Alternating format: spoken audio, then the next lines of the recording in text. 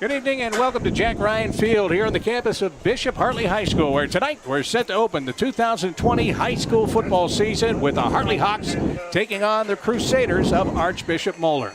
I'm Bob McElligott alongside of Hartley alum Matt Barnes here tonight. And Matt, it is 2020, and we didn't even know if we'd be standing here being able to play this game tonight. There have been numerous technical difficulties all through the building. It just fits the entire theme of what this year has been. But the bottom line is we're going to play high school football. We're playing football. There were times in 2020 where we weren't sure if it was going to happen. A lot of starts, a lot of stops. But here we are, socially distanced, and a much smaller crowd than you'd expect for a game of this magnitude. But here we are ready to kick it off. Yeah, it is a much smaller crowd for that. But what about just the game of this magnitude? These two schools are not going to play each other in a normal season.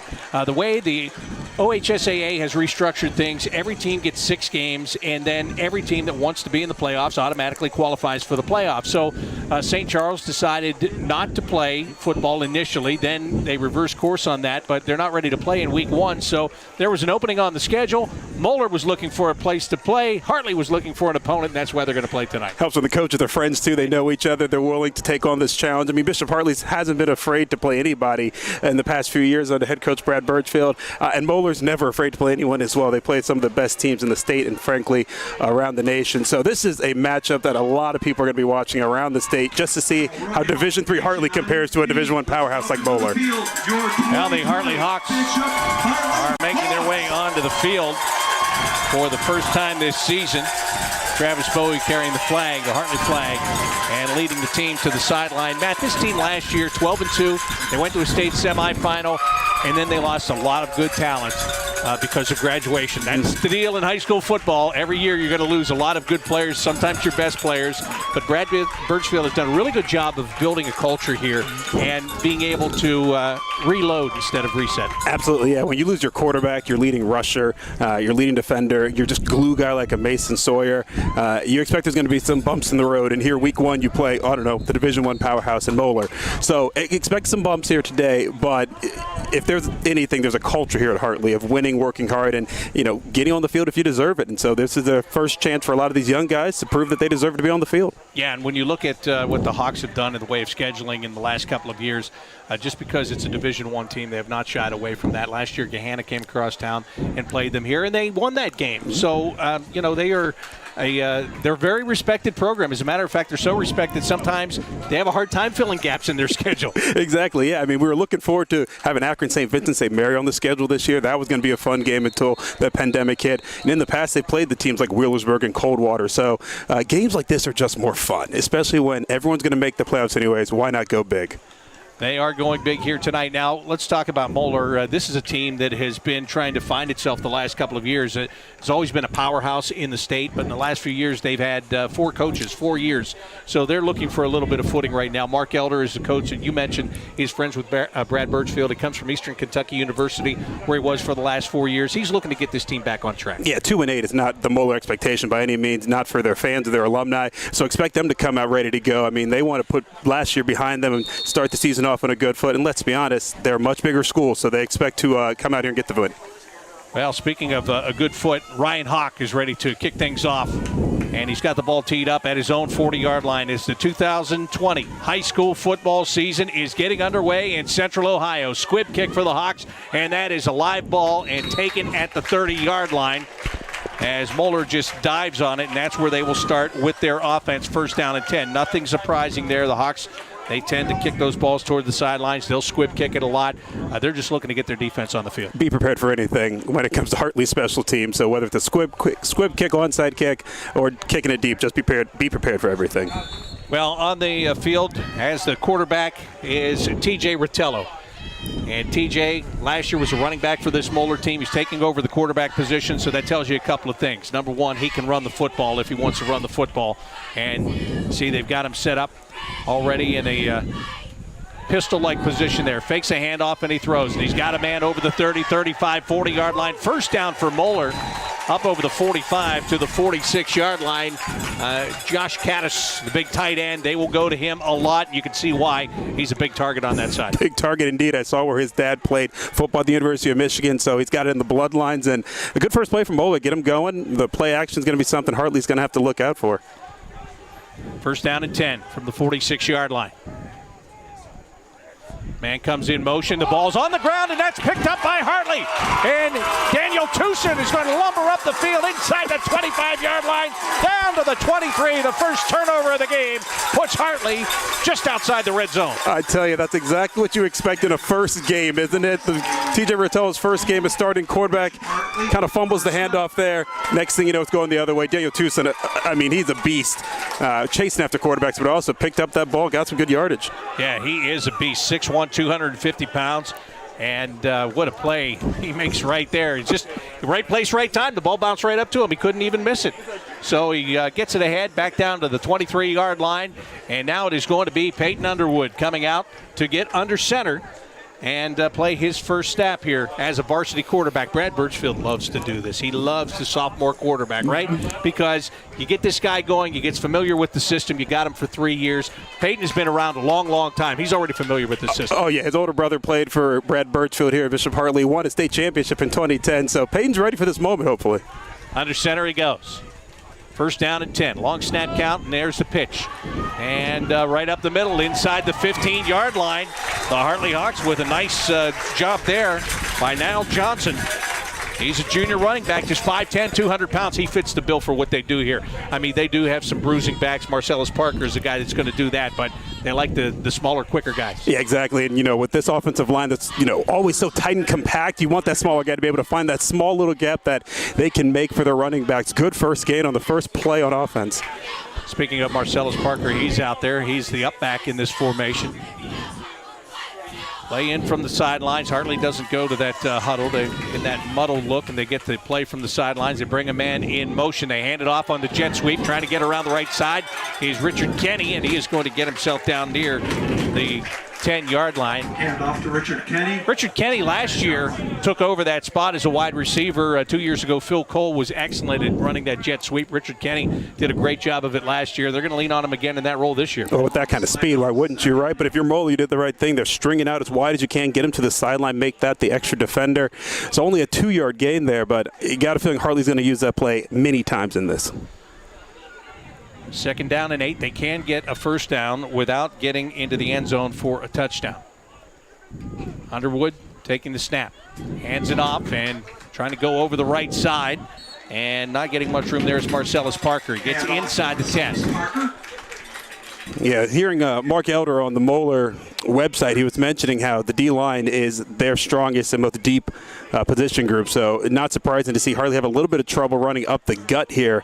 Going to have to open it up maybe every now and then with a play action pass, or like I said, those jet sweeps. But here we are, 3rd and 6, first big decision. Do you run or pass here? Well, that is a good question. And here's another question. If you run, are you going to go to the wide side of the field, which they haven't done yet here? They've come to the short side. They've tried to go up the middle. Let's see what they do. 3rd down and 6. They send Parker in motion toward the near sideline, pitch back, and the defensive line gets in there and was able to get the penetration, and a big tackle is delivered there. Pitch, Niall Johnson.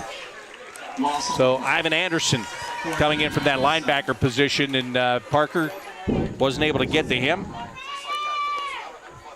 Yeah, I mean, it's what you expect Hartley to do, kind of go short side. They've been doing that a lot in the years with Chris Sawyer running the offense. It seems different. There's more room to the left there, but you hope to catch defense off guard. Didn't happen. So Ryan Hawk is now going to attempt 26-yard field goal. Ball is down, that kick is up, and that kick is good. The Hartley Hawks take advantage of the turnover, and they get on the board. Ryan Hawk with the field goal to make it a 3-0 game. I mean, let's be honest, it's going to be tough sledding out there for that Hartley run game. So to get any points out of that turnover, I think you have to be happy if you're Brad Birchfield and the Hartley Hawk faithful. But that's how it's going to be done. It's going to be done in the trenches, and so far Hartley strikes first blood. So now they're going to kick it off once again to Moeller and go with the kick coverage. Again, very important for the Hartley Hawks. So, hey, at least you come out of that with points, right? I mean, you get the fumble, you get to the 23-yard line, and Brad Birchfield talked about it this week, and I'm sure Mark Elder feels the same way. No scrimmages, really. Yeah, they had one. Hartley did against Olin Tangent. I'm sure Moeller scrimmaged someone down there in the Cincinnati area. There are a lot of nerves, I'm sure, a lot of jitters for the first game. But then on top of the pandemic and not being as prepared as these teams normally are, I think this first quarter, both coaches are just trying to learn a lot about their team, and I think both did, hopefully, in that first series. Brandon White is one of the deep men here to take the ball for Moeller. And he's got good speed. Alec Weeder is the other deep man back near the 10-yard line. As Hawks trying to tee it up at the 40-yard line, the ball not cooperating, falling off the tee. Can't blame the wind. There is zero breeze out here, and trust me, we don't feel it. It is humid. That's right. But it's better than the alternative because the forecast didn't look like this. Forecast looked like you need a rowboat to get in here from the parking lot. No kidding. That rain came earlier today, and hopefully it stays away. Hawk again, the squib kick. And again, this is a live ball, bobbled and taken at the 15-yard line. And up over the 25, 30, and drug out of bounds at the 35-yard line. As Alec Weeder ran the football back. And for Hartley on the coverage is Joseph Wooten, the freshman. Well, we only saw 2 plays from the Moeller offense on the last drive. Let's see what they come up with this time. We saw a play-action pass, and then we saw the fumbled handoff there. So we'll see if maybe TJ Rotello can calm down a little bit, get this offense moving. Yeah, Rotello completed the only pass that he threw on that first series. There he goes with a first down and 10. Takes it and hands it off. And again, it's good penetration by the defense, but this time it is the Hartley defense. And the first guy to knife his way through there was Dylan Newsom. Daniel Tucson was also in on that tackle. Got a feeling we'll be saying his name a lot today. He is just so tough to handle there in the trenches. And Moeller has a very good-sized offensive line. It's not like there are any punks in there, but Tucson's just a load to handle. Tellep takes it, hands it off to Gabriel Goins. Trying to find some room up the middle, doesn't find much. Because again, that defense collapses right in on him. One of the guys getting up out of that pile is James Crenshaw. So here we are, 3rd and 7, and we haven't seen much of the Hartley pass coverage yet, but you're probably going to see them tested here. That's the thing with the Hartley defense. They're man defense. That's what Brad Birchfield loves to play. Doesn't like to zone it up too much. So we'll see how they match up against these Moeller skill guys. 3 wide receivers to the top of the screen. Rotello rolling, but there's a whistle, and there is a flag, and it's offside against the defense. And that'll make it a little bit easier for the Crusaders. It'll get them closer to the first down marker anyway. Kickoff foul, encroachment, defense, number 3, turn down. Phil Kolflish, the referee here tonight, making that call. So that brings up a 3rd down and 2. And that might change the thinking here for Moeller. Yeah, Coach Birchfield bringing in a little bigger guy. Will Miller coming in there for Richard Kenny on the short yardage play. Long snap count. Rotello will take it himself. Up the middle he goes. He's got the first down. Lunges across the 50-yard line to the 49. As I told you, running back last year, he could run the football. He picked the spot right there. Yeah, I was going to say, you can see those running back instincts there, right? On the quarterback draw, just find the gap. You only needed 2 yards, so get what you need to get and then dive forward, get down. Well, again, that penalty is a big one. And without any scrimmages, expect a lot of penalties in these games. These early games, what you usually work out in scrimmages at the end of camp, you're going to be working out in the regular season this year.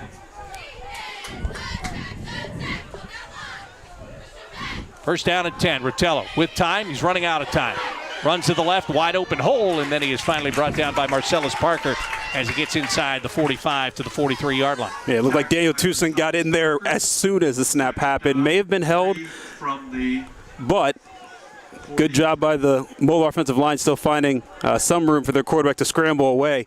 Again, Tucson's going to be in the backfield a lot, so as much as they're going to, I'm sure the Crusaders are going to run away from him. And same thing, you're going to roll away from his direction because it's just going to be tough to stop. They fake the handoff. Rotello up the middle. Plenty of room there as he gets through. He's at the 30, the 25, the 20, the 10, and brought down from behind, just shy of the goal line. Great speed there to catch up with him and drag him down. Yeah, it seemed like somewhat of a, it was a quarterback draw, but there was some kind of bust in the Hartley defense because he had a lot of room to run, and you can see Rotello's speed there. Boy, he's running away from the defense.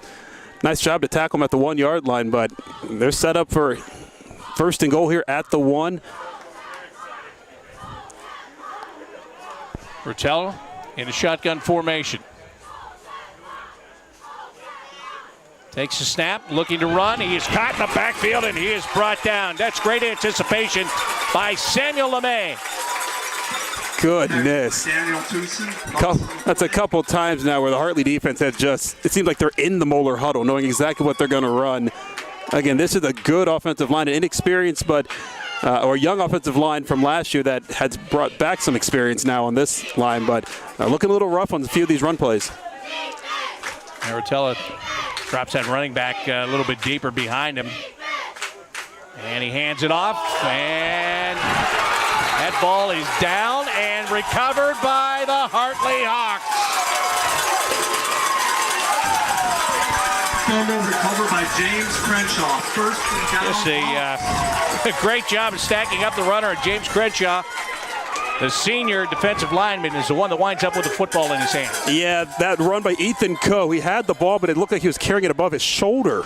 And by the time he got hit, that ball popped loose. Crenshaw jumped on it. And so for the second time, Moeller with the fumble. This one really hurts, though, because you were inside the 1 yard line. And now Hartley gets the ball, and they can methodically move the ball and just drain this clock. Yeah, again, that hustle on that play to tackle Rotello inside the 1 yard line pays dividends. How big was that now? And a flag, more than likely against the offense. I'm assuming against the offense, just waiting for the... Nope. No, they go against the defense, all right. That'll buy some room, too, and I'm sure Brad Birch would like that. Yeah. You have a sophomore quarterback making his first start, want to get him a little bit more room.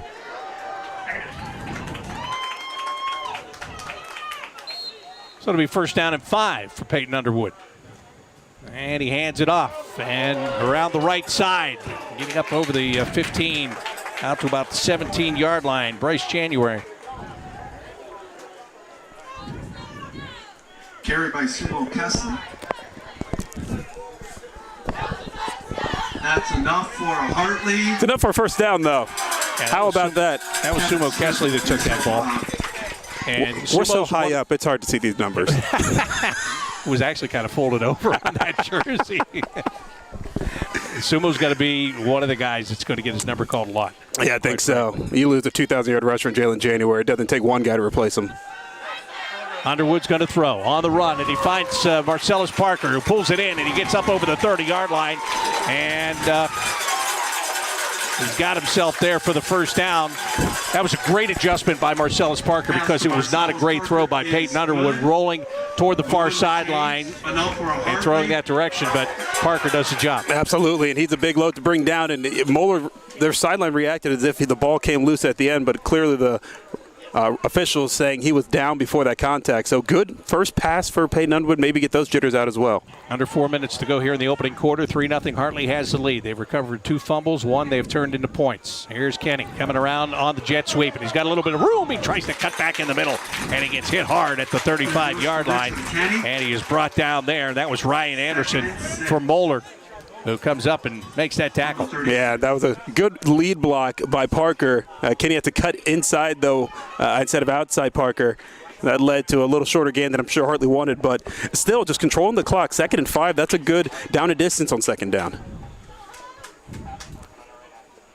That is a good down and distance. And, again, you talked in that first offensive drive about this Moeller defensive line, and, it's going to be tough to wear them down. You're going to have to wear them down as the game goes along. But right now, the Hawks with a little counter move there, and around the right side, they've got a man up over the 50-yard line and down to the 45 on the other side. Great job of misdirection by the Hartley Hawks.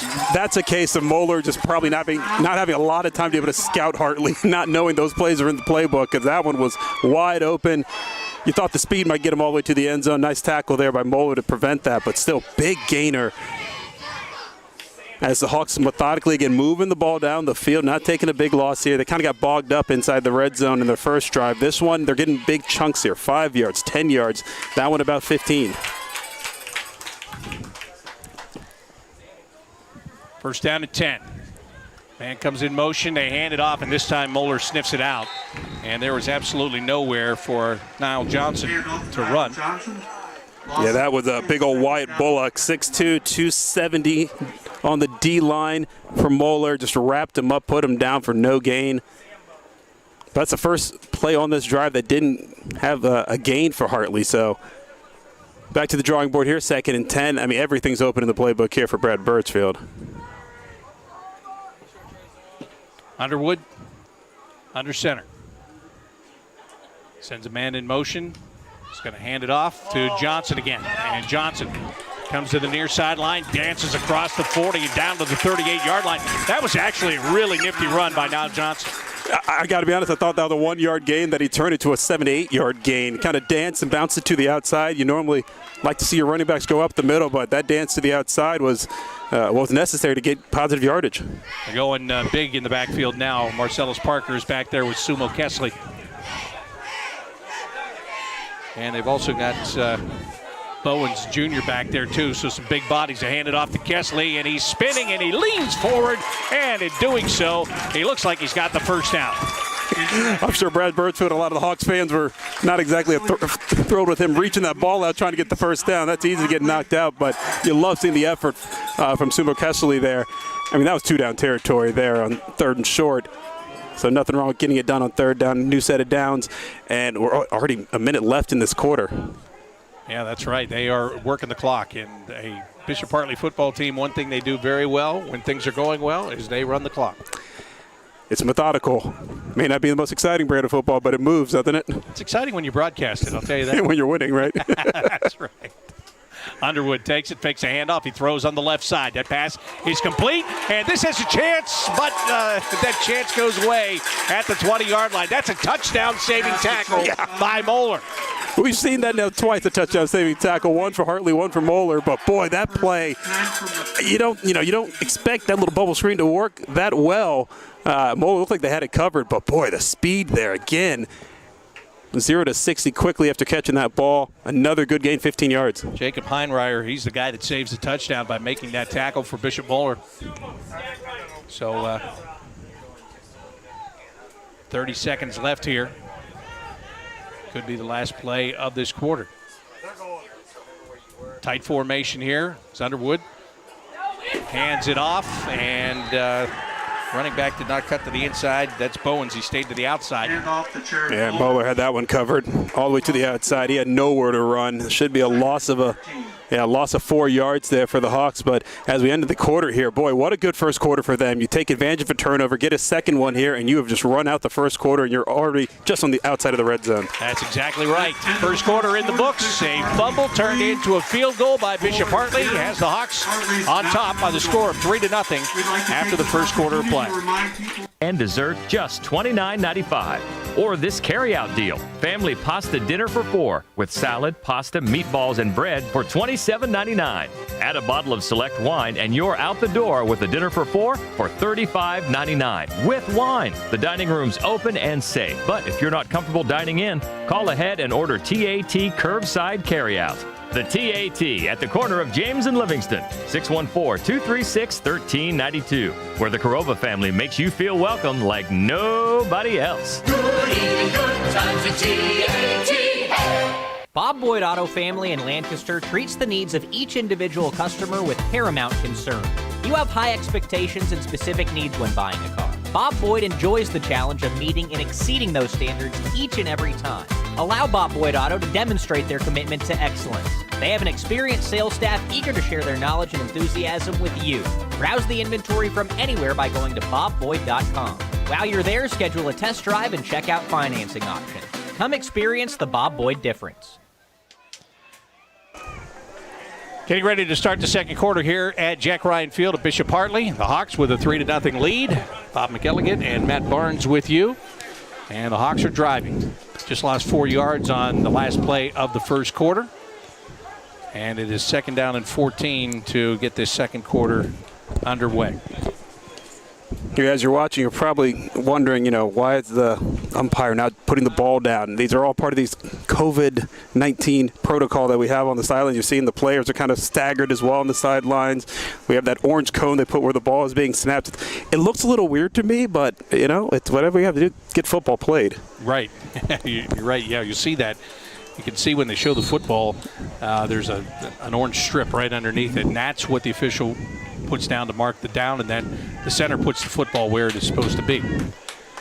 And the first snap of the second quarter taken by Peyton Underwood, and he hands it off on a delay handoff, and through the left side is Trayvon Saunders into the end zone, but there's a flag back at the 20-yard line. Looks like it's a hold. Saunders, but there is a flag on the play. Holding against the offense, so instead of that being a touchdown by Trey Saunders, they're going to come back, and it'll be a 2nd down and 24. Yeah, I couldn't see who the hold was on, but that inside give has worked one other time, and it was going to work again. Maybe this time got aided by that hold. Number 53. So they'll do it again here as Anthony Thivner got caught with a hold. Actually, they mark it off from the spot of the foul, so they put the ball back at the 30-yard line. They've got to get to the 10 for a first down. So 2nd down and 20. Underwood goes shotgun for the first time in this game. Saunders coming in motion. Now he turns and goes into counter motion. They fake the handoff, throw it near side. Richard Kenny up the near sideline to the 20, the 15, and he gets hit. And he gets brought down just inside the 15-yard line. Well, it's pretty good yardage there. Cap Davis was the guy that made the tackle. That's that typical Hartley offense. All the misdirection. You get your mind thinking that it's going to be a handoff to either Johnson or Saunders there, but instead the quick throw to Kenny and then good yardage as he heads upfield quickly. Makes it a 3rd and manageable now, and you're already back in field goal range. Yeah, absolutely. 3rd down and 5. And maybe about 4.5 when it's all said and done here. So, as you said, manageable. That's a good description of it. Because you have options. You can kick a field goal. You can 2-down territory here depending upon what you get on this play. And let's see what they get. Johnson goes in motion. They pitch it to Saunders up the left side. And he gets across the 10 and down to the 5-yard line. That'll be a Hartley first down, and it will be first down and goal. Once again, going to the short side, but this one blocked really well. Niall Johnson came out, got the lead block that they needed for the first down. And then after that, getting the rest of the yardage to make this 1st and goal inside, looks like the 6, maybe the 5. Again, this Hartley offense, surprising how well they're moving the ball against a much bigger team in Moeller. But when you have a system that is as good as theirs is and they've all bought into it, it's tough to stop. First down and goal. Again, they bring a man in motion. Set him up on the right wing, and they hand it off to Marcellus Parker. He's looking to go left side, stays on his feet, powers his way to the goal line, and is down just outside that line at about the half-foot mark. And that's where I think Parker's going to be what Jalen January was last year, and he's kind of inside the 5, just hand it off to him even 3 times, and you got to think in 3 times he'll find a way to punch it in. His legs just kept on moving. Kind of willed those last 3 yards.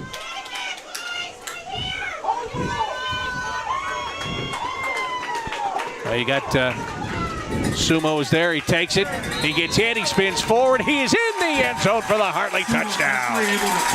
Sumo Kesley makes it a 9-0 game with the extra point attempt coming.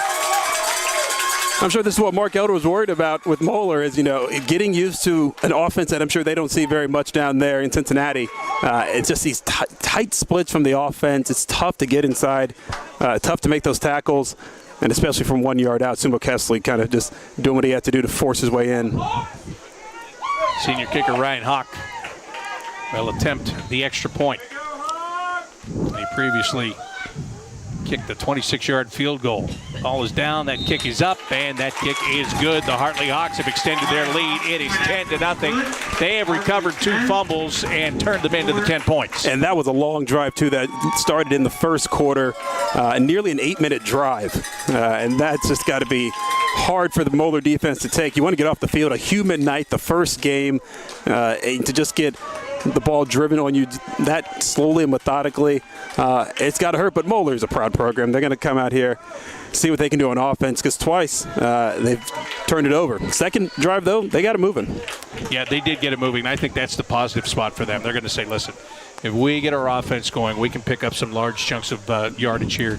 So it's not the end of the world. It's not even the half. It's 10-0 game. You can get 7 of that back on just one drive. Absolutely, and they, you could argue they should have gotten 7 on the last drive. So plenty of game left.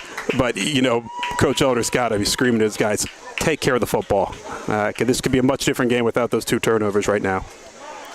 And that Hartley defensive secondary really hasn't been tested yet. And that's going to come at some point during this game. There's no question. Absolutely. Fun game so far, though. You can tell these are 2 well-coached teams, and it's just all about execution right now. And, again, holding on to the football if you're the Crusaders. Yes, and that has been it's been their biggest problem is Alec Weeder and Brandon White once again are the deep men to take the kick from Ryan Hawk here. 10:24 to go in the first half.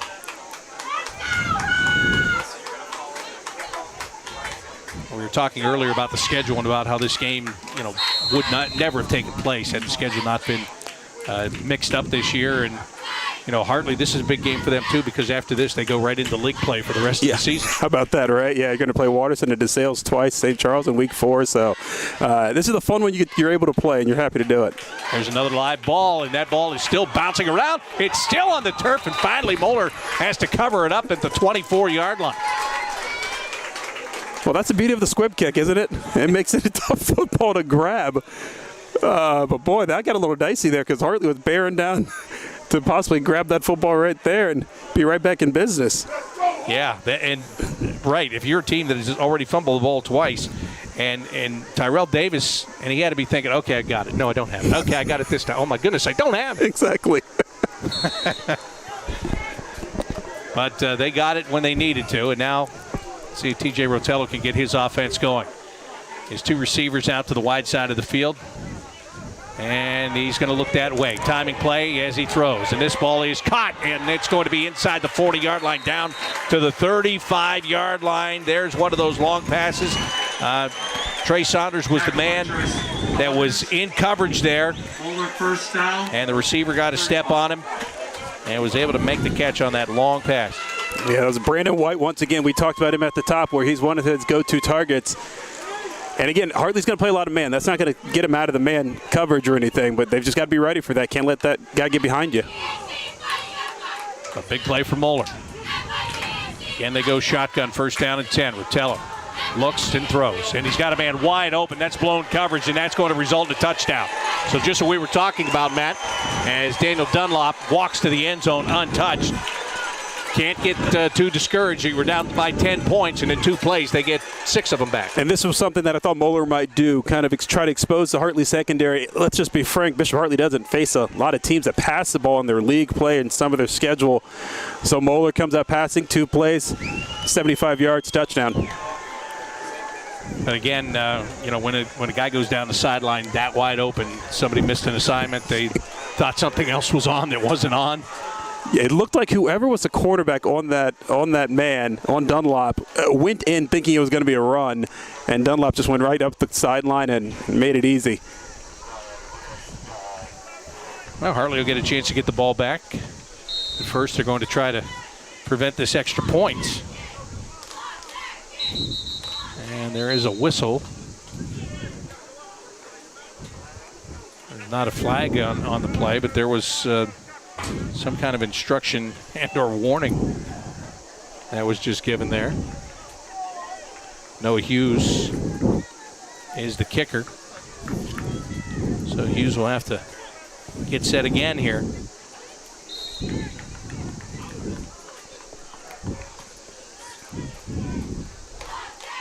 His kick is up, and there was a rush off the corner, and that is no good. I was going to say, Sean Saunders of Hartley got around the left side of that line really quickly. I think that put the pressure on Hughes to kick that little faster than he wanted to. And, yeah, who knows? That 1 point could be a big deal later in the game.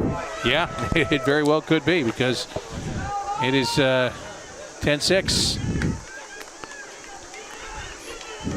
So big, sometimes little plays are the big plays in games like this, Matt. Well, we've already noticed the tackle again at the 1 yard line. As Rotello, you thought was going to just stroll into the end zone. How big was that play 2 plays later when they fumbled the ball? So it's those hustle plays just like that, and those little mistakes that could change the whole tenor of this game. Yeah, that very well could be. And we'll see what the Hawks offense can do as they get ready to go here with another possession. And before they come out for another possession, we'll take a quick break. Are you passionate about sports talk and production? Then the Ohio Media School is right for you. Here, you can become a pro in front of the camera and behind the scenes. In 6 months, you'll be trained by the best in play-by-play, talk shows, filming, editing, audio, and more. Join the family by applying today, and you'll be closer to your dream career. For more information, visit beonair.com or call the Columbus campus at 614-655-5250. Ohio Media School. Learn from a pro to be a pro. And speaking of the Ohio Media School, our broadcast powered by Score on Air, a partnership in its very first day, and what a great job they're doing for us here and doing for you to get you the pictures of this game live from Jack Ryan Field, where the Hartley Hawks are leading 10-6. And here's a kick. That's a line drive kick. Trey Saunders takes it at the 10, 15, 20. Turns on the Jets. There he goes up the middle. The 40, 45, 50-yard line. Needs a block, has a block. Trey Saunders will take it to the house, but there's a flag late on the play. Return by Trey Saunders. Actually, I have 2 flags on the play. There's one back at the Hartley 25, which I assume is on the Hawks, and then the other one was unnecessary. You know, Saunders was in the clear, but it looks like he was coming back before that anyway. But boy, Trey Saunders, talk about he's got speed, right? He's got another gear, doesn't he? No kidding. He is fired up for this game. Wow. Holding against Hartley and holding against Moeller. I'll set and do it again, I guess. Brad Birchfield is asking if that's going to be a touchdown for the Hawks. I'll tell you what, even if this is just replay the down, as I think it is, you have to think, if you're Moeller, you're reconsidering kicking it deep now. Well, not to that side of the field exactly anyway. Right? Man. Well, before making the announcement, Phil Colflesh is going to come over and talk with Brad Birchfield because he wants to get the gist of what's going on here. Got holding on the receiving team, and we got holding on the receiving team. 31 down there. Wait a minute. So the preliminary signal was wrong. Okay. So both holds are on Bishop Park. Yeah. So therefore, there's no way it would be a touchdown anyway. Yeah. Okay. Well, now they'll try to kick it through the end zone.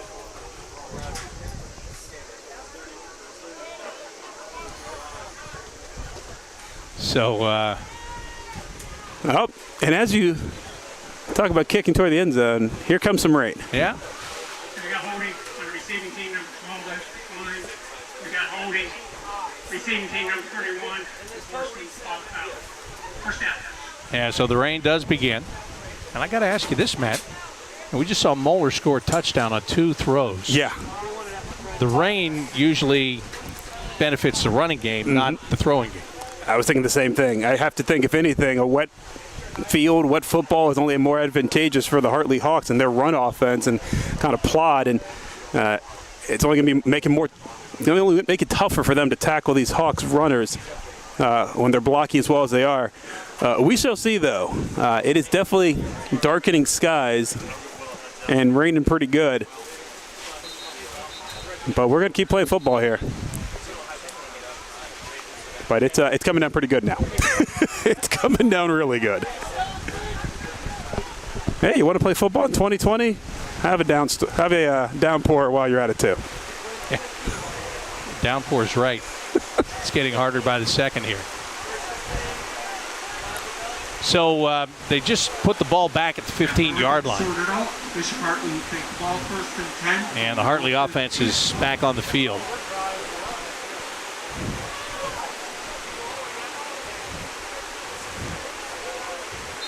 This will be tough for both teams, though, in terms of being able to hold onto the football when it's raining this hard. Not many times you practice with the wet football and this kind of driving rain during the preseason. No. Here's a handoff. And bouncing to the outside is Saunders, nowhere to go. And he is down right back at about the line of scrimmage. Trey Saunders. There, you talked about the wet turf.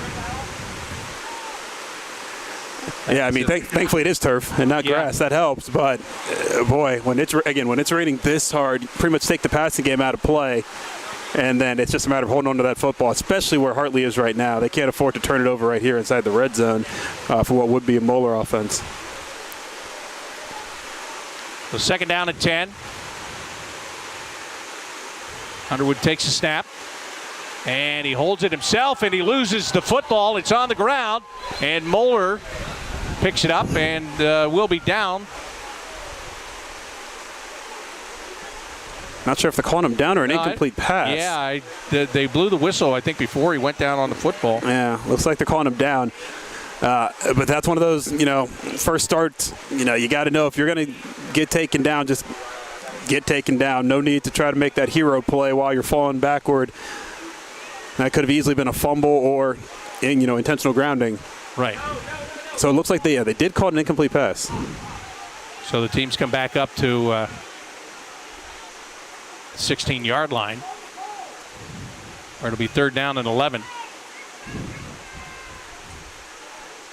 Bring a man in motion, but it's an inside handoff, and not much room there for Saunders, who gets just a couple. Trey Saunders with a short. We talk about the Hawks' running game here, and the running game is actually the pass protection game and the running game.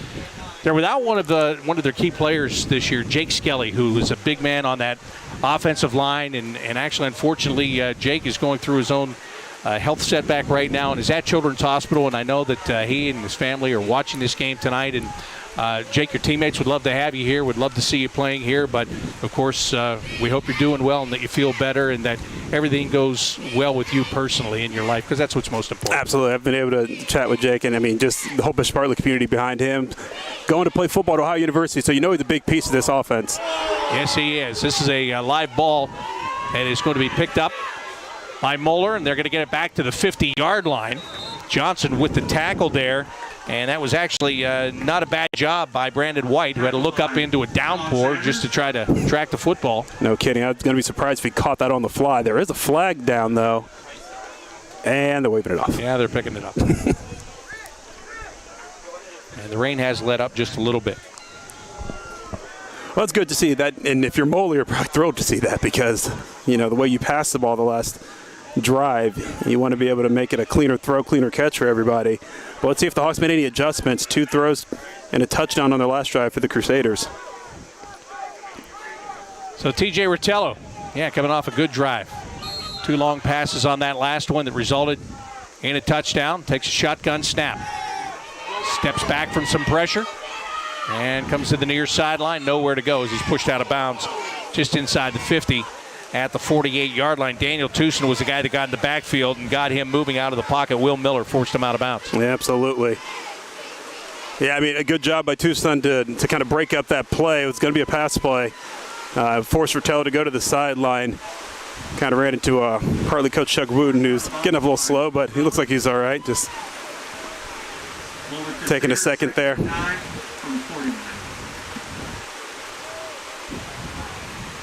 As the rain has picked up once again. And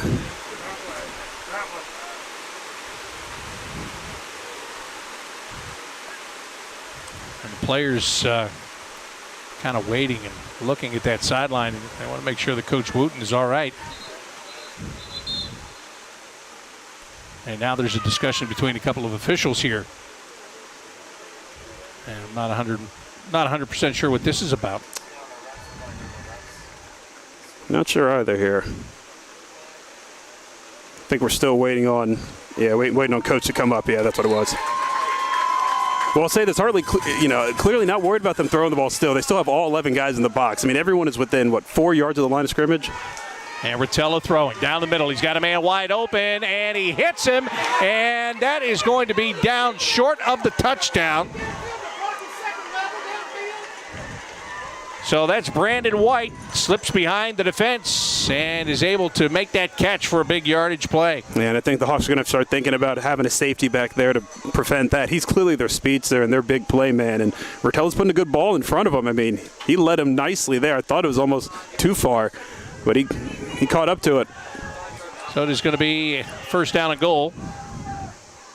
And the ball is on the ground. Rotello picks it up. He looks up. There's no pressure initially. Now he throws, and that one just got picked off.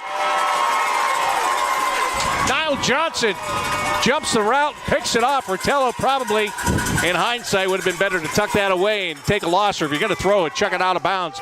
But he threw it right where the Hartley Hawks could intercept it, and that is a third turnover on the night for the Crusaders. It's the mark of a young quarterback or an inexperienced quarterback. Rotello is a senior, but this is his first start under center, and that's just a classic case of trying to do too much. He already fumbled the ball. He had time to just throw that ball away or throw it out of the end zone. Instead, threw it right to the waiting arms of Niall Johnson, who just easily had to slide underneath and catch that kind of flying duck in the air. So the third turnover already for the Crusaders, and that's got to be driving Coach Elder crazy. 7:25 remaining here in the first half. Hawks have a 10-6 lead. And they are backed up in the shadow of their own goal line. And they hand the ball off, and not much running room there, maybe good for one on that right side. Yeah, I think you got to be really careful here. If Hartley don't want to do anything that's kind of a jet sweep or a rollout, just in case you get tackled behind the line. That first down run was clearly designed just to get themselves a little bit more room, get out of the shadow of their own end zone. Yeah, there's no question about that. Again, young sophomore quarterback, experienced quarterback. Maybe you have some different things in there, but right now you just want to run the football, and they do. Over the right side, and Marcellus Parker will get it out to the 10-yard line. That'll give them the breathing room they're looking for. Good safety net to have, right? Someone like him who has run the ball a decent amount in his high school career, knows what to do, put that head down and push forward for more yardage. Again, now you're in a third and manageable here, can open up the playbook a little bit more, even though I'm pretty sure they're going to still want to kind of run it down Moeller's throat here. Yeah, no doubt about that. Run the football, but run it for 4 yards. That's going to be the plan. See if they can find a soft spot in that defensive line. Maybe not find one, maybe create one. Oh, and there's a big mistake. Movement prior to the snap of the football, and that is Jared Bowens. As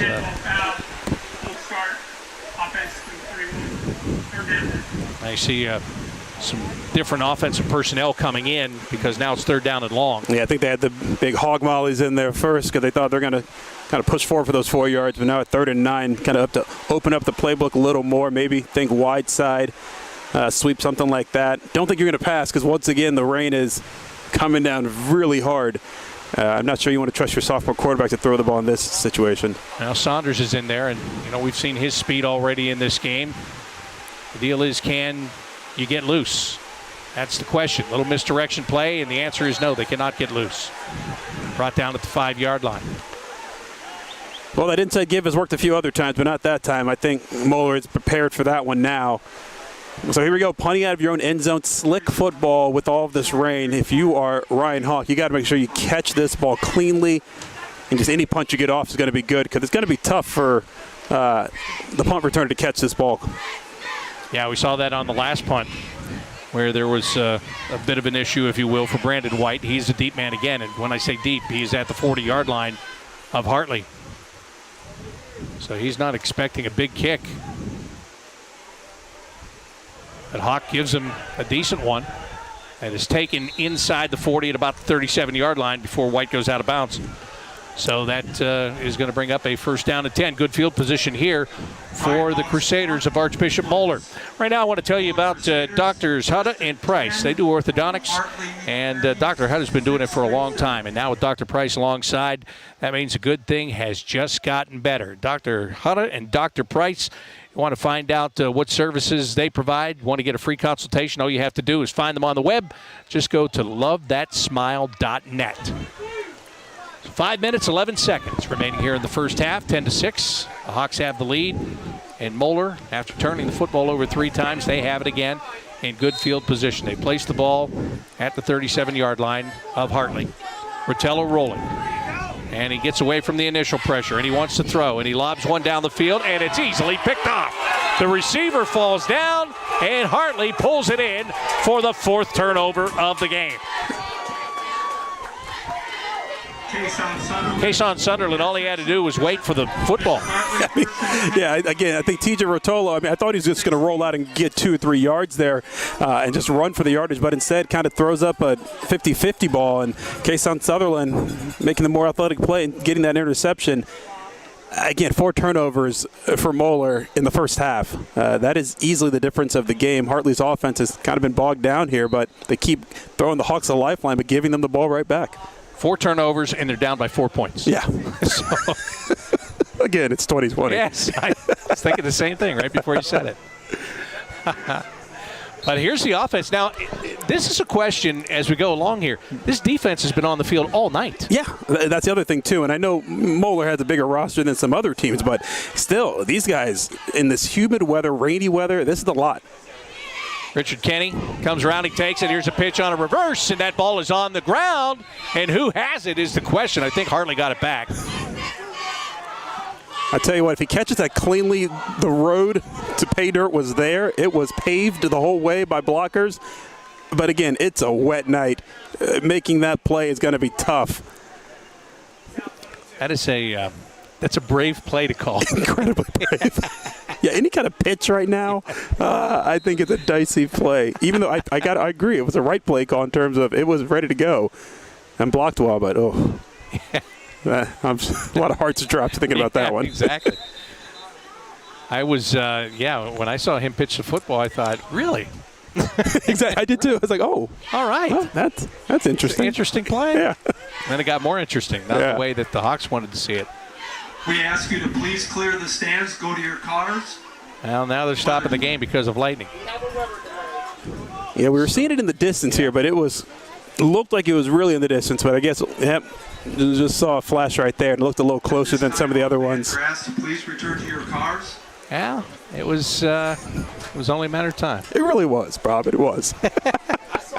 So this game is delayed right now with 4 minutes and 31 seconds left in the first half. Bishop Hartley is holding a 10-6 lead. And this is another interesting thing here, Matt, too, because, it's easy to say, okay, so the teams are going to go where? Where? They're not supposed to go in the locker room. Correct. Not supposed to go in the locker room. There's not really a tent anywhere I see nearby that they can all congregate under right now. Obviously, the fans are heading to their cars. It's just another one of those things we have to discuss during the pandemic. You see they're gathering up all of their gear here and heading somewhere. Yes, they are. And while they do, we'll take a break and come back right after this. Bob Boyd Auto Family in Lancaster treats the needs of each individual customer with paramount concern.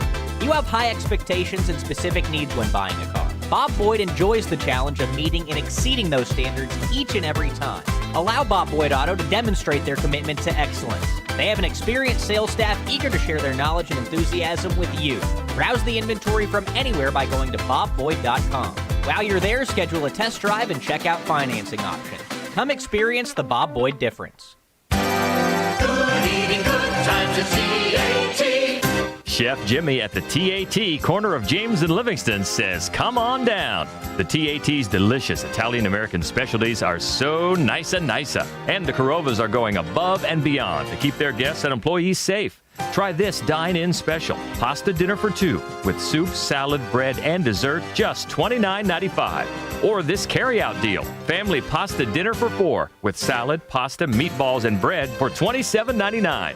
Add a bottle of select wine, and you're out the door with a dinner for 4 for $35.99. With wine. The dining room's open and safe. But if you're not comfortable dining in, call ahead and order TAT curbside carry-out. The TAT at the corner of James and Livingston, 614-236-1392, where the Corova family makes you feel welcome like nobody else. Good eating, good times at TAT. Let's talk about the X's and O's of family entertainment. Every parent in Ohio knows the importance of being able to draw up an activity that'll get you out of the house for a couple of hours. But it needs to be affordable. It needs to be family-friendly. Above all, it needs to be fun. Now, let's talk about high school sports. Bang for your buck, school sports provide the perfect game plan for your family. You'll enjoy all of the drama and excitement competitive sports offer. You'll be supporting the future leaders of our community in a meaningful way. Best of all, you can take the entire family without breaking the bank. Heck, you won't even dent it. Now, enough chalk talk. Let's get out there and see what's playing at the high school in your community. School sports. Good for our kids, good for our community. This message presented by the Ohio High School Athletic Association and the Ohio Interscholastic Athletic Administrators Association. Here at Bishop Hartley, we are in a delay, weather delay, hard rain, lightning right now. 4:31 left in the first half. The Hawks have a 10-6 lead. Matt, I've got to tell you, my son Braden asked me earlier today. I said, hey, it's probably going to be tropical storm type rain tonight. He goes, how does water and the electrical equipment you work together? I said, not very well. No. He learned that in high school, I hope, right? Yeah. Okay. So with all of that in mind, we're going to step aside. we're going to leave it open here for you. There you see the time and the score, and it'll be a second down and 13 when we're able to resume here at Bishop Hartley. The Hawks have gotten the ball 4 times on turnovers here in the first half of this game. That's been the story of the game. Moeller can't get their offense going whatsoever. And the Hawks, with an inexperienced quarterback and some younger running backs, they're getting some valuable experience. And we're getting wet. So we're going to step aside. Yeah, let's go out of here. We're going to leave it right here. Again, it's 10-6. We are in a weather delay. And we'll rejoin you when that delay is over here from Jack Ryan Field at Bishop Hartley High School.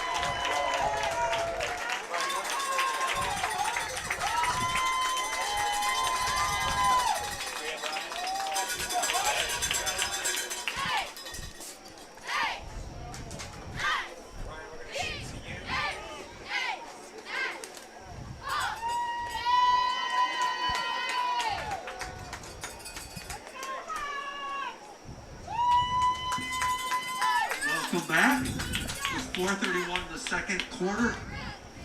Hartley has the ball. 2nd and 13 from their 13. Welcome back to Jack Ryan Field here at Bishop Hartley High School, where we are ready to resume after a very lengthy downpour and a lot of lightning and a lot of wind, but it is all moved out, and we're ready to play football once again. Bob McElligott and Matt Barnes with you. 4 minutes and 31 seconds left in the first half of this game. Hartley is up by the score of 10-6. They have the football, and they are deep in their own territory, looking at a 2nd down and 13. Peyton Underwood, the sophomore quarterback, steps up under center. Couple of receivers to either side here. Send a man in motion, and Peyton will throw. And he goes out on the right side. Richard Kenny trying to turn the corner and gets stopped and drug out of bounds at about the 22-yard line. And, Matt, you can see that we're playing on the artificial turf here, but there's a lot of water that is lying on this turf. That's how hard it rained during that break. Yeah, I was wondering how the footing was going to be for Richard there, and you see he didn't really try too hard to cut up field or anything like that, just for worry of the footing. So it's going to take a little feeling out process. There was ponding as it was downpouring. It does look a little bit better on the field, drained fairly well, so hopefully that'll help. So it's 3rd down now, and about 5. Shotgun formation for the Hawks. And they move. This is the 2nd time that they have been in a situation that was a manageable 3rd down and 4 or 5, and they have moved early, and that backs them up and makes it a 3rd and 10. Yeah, and you already can have a sophomore quarterback on what is a wet field. You don't want to put 3rd and long onto his shoulders, but they've been willing to throw the ball more than maybe you've seen Hartley teams do it in the past couple of years. So I think there's confidence in letting him pick this up if they have to get it through the air. 3 receiver set. Trey Saunders goes in motion. And they hand the ball off. And Al Johnson will just go over the right side, get to the 19-yard line. So, again, they were trying to sell a little misdirection right there, but the defense didn't bite on it that time. It'll be 4th down, and they'll have to punt. Probably the safe call. The Hartley defense has done fairly well against this Moeller offense. They forced 4 turnovers, only gave up 1 long touchdown drive. So put the defense back on the field after a safe call on 3rd down. And Ryan Hawks got a couple good punts as well with a good distance on him. Yes, he did. And the last 2 that he kicked were in pouring down rain. Brandon White had some trouble with those. Of course, the rain is not a factor now. White is back at his own 46-yard line, waiting for the ball. High snap. Hawk able to bring it down, and he just does get it away. And there was some contact there, and Hawk was looking back hopefully for a flag, but there is none, as the ball is down at the 48-yard line, where it'll be 1st and 10 Moeller. I do see a flag that came off the snap. Not sure what it would be there. Just a sideline warning. The infamous sideline warning. Those are always fun. I'll tell you what, Ryan Hawk did a heck of a job just to get that kick away because, with the high snap, there was pressure.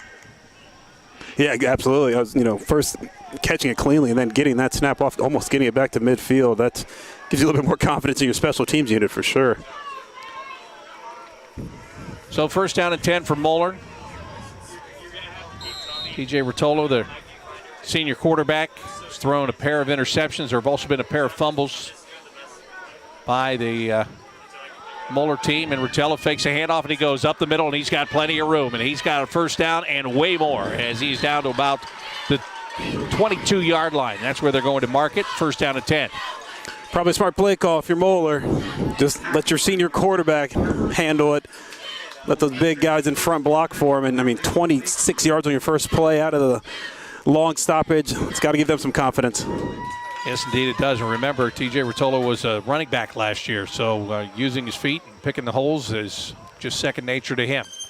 Takes the ball and hands it off. And the runner stays on his feet, comes through the right side, gets inside the 10, inside the 5 before he is brought down. Daniel Dunlop, who had a receiving touchdown earlier in this game, has put Moeller on the doorstep here. It's going to be a 1st down and goal. Yeah, that looked like a couple missed tackles there by Hartley. That could have been only a 2-yard gain. He kind of slipped a few tackles, found himself a lot more running room. Just 2 plays, and Moeller already inside the 5. And Moeller has never led in this game. Had opportunities, but they didn't make the most of those opportunities. Right now, with the ball on the 4-yard line, they're in a really good spot. Rotolo goes under center. And carries it himself, and they stack him up in the middle for a gain of about 1. Yeah, QB sneak there from the 4-yard line. Maybe a little ambitious to think you're going to get a touchdown there, but they get some positive yardage. Cut that in half here. See if the Hawks can get a stand here. I mean, they've been able to turn them over inside the 5-yard line once before. That happened in the first quarter. And it's going to be tough to hold on to this football. Got to think it's still wet out there. Jordan Marshall's a freshman running back. He's in the backfield. They turn, and they give it to him on a delay, and he breaks 2 tackles and walks into the end zone for the touchdown. Well, again, the Hawks had players there. They just couldn't wrap them up and bring them down. Yeah, that one looked almost like a busted play. It looks like Rotello turned the wrong way to hand it off. Next thing you know, that little delay actually helped out as he ran into the end zone to give them the first lead of the game. But, boy, if you're Hartley, you can't be happy with your defense on that drive at all. Too many big chunk plays given up to Moeller. Noah Hughes missed an extra point earlier in this game. He will attempt to tack this one on and make it a 3-point game.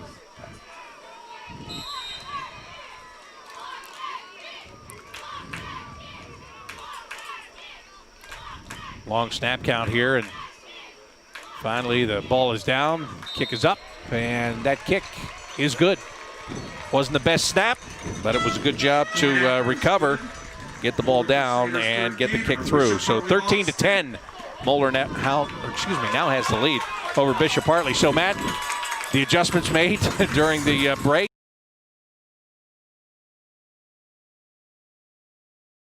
They are fired up right now, and that's exactly what they needed. It was kind of a slow first half for them, or everything before the stoppage. They had the one good drive, and nothing else was going for them. I'm sure their defense was tired. Well, now they got a chance to rest up. Hartley has an opportunity, though, to go into the half with the lead, or at least tying this game up. 2-12, 3 timeouts. They've got the offense to do it. Just got to make it happen. Yes, they do have the offense to do it, and they do have a kicker. So, as you said, down by 3, it's very possible to get that done and try to take away some of that feel good that Moeller has going on their sideline right now. Got to say, at least that rain took a lot of the humidity out. It feels a lot better up here. Oh, man. A couple of speedsters deep. Trey Saunders, who would have had a kick return for a touchdown earlier in the game, but it was called back because of a penalty.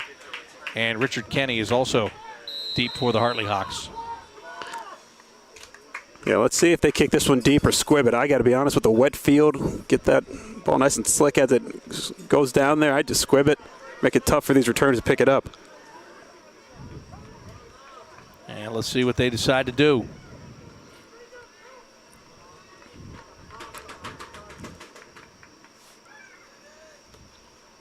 A little chip shot taken at the 34-yard line and down at the 34 or at the 35-yard line.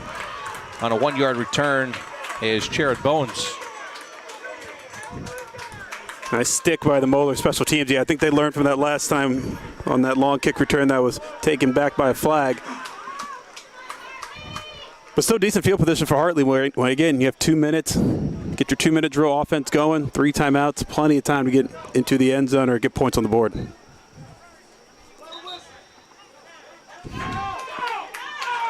Now this Moeller defense, see if they benefited from that long break, because they were on the field constantly prior to the weather delay.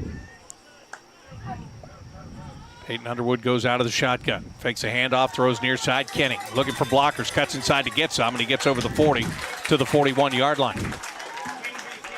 Well, I got to give kudos to Tony Thibner there for that one. Set up a great blocking, good patience by Richard Kenny. He had nowhere to go, waited for Thibner to make that block, cut inside, got good yardage. Got 6 as a matter of fact. 2nd down and 4.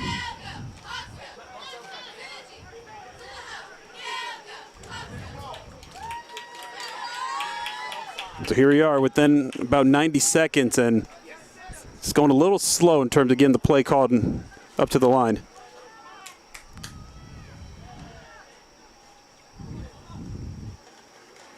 Quick handoff and quicker defense. Marcellus Parker nowhere to go. He was wrapped up immediately. So that was good penetration by the defense of Moeller. Yeah, I mean, they're fired up. You can tell. I mean, that's what that long break gave them a chance to do, was to kind of talk about their spacing, making sure they are being disciplined in who has the ball, making sure they're talking to each other, and it shows right there on that inside give, which they've been burned a couple times with earlier in the game. Yes, indeed, and that's a big play because it leaves the Hawks now with a minute and 12 seconds left here in the half, and a third down to try to convert. I mean, it's very possible Moeller could get the ball back before the half ends. Oh, absolutely. And the way they've been able to throw the ball and get big chunk plays, I don't blame Coach Elder for calling that timeout. You would think maybe they'd be happy being up 13-10 at the half, especially after the way they had been playing. But, you know, get a little greedy in week one. You have the chance to really send a message to your team. Trust your defense to get this stop here, and then trust your offense to get some points on the board if they get the ball back here. Okay, reset the clock. 118. They're going to put 6 seconds on the clock here. Al Johnson and Trey Saunders in the backfield for the Hartley Hawks. He's got tight formation, just one wide out to the right. Johnson now comes in motion to the near sideline. Underwood fumbles the football, and the Moeller Crusaders have it. Boy, just an unforced error there by Hartley, but I mean, you can understand how wet this football is. The snaps aren't always going to be as clean. I mean, just when everyone started jumping for the ball, you could see the water splashing up off the turf. But boy, that hurts because Moeller, at least if they're going to get the ball back, maybe have another 30 yards to go. But now inside the 40-minute 10 and 2 timeouts, back in business with their offense. Back in business is right. TJ Rotello will look to add more points here before the half comes to a close. Up 13-10. Rotello lines up in the shotgun. He's got 2 receivers out to his left and 1 to his right. And he's going to hand this off. It's a reverse. And White comes near side. He's going to throw. Rotello is wide open, makes the catch, and falls down inside the 10. Wow. What a play call considering how wet it is. All the moving parts that come into a half or wide receiver reverse pass. Just a fantastic play call. Great athleticism by Rotello. That's a quarterback who, again, was a running back making that catch on the sideline. Only shame is that he fell down. Yeah, that was a pretty well-thrown football, though. By the man coming in motion. Here's a handoff. And they'll string it out on the left side. Cutting toward the end zone is Dunlop, and he is brought down. Down to 44 seconds remaining here in the half. Moeller's got 2 timeouts, so they're not in a hurry, but at the same time, maybe need to pick it up a little bit here.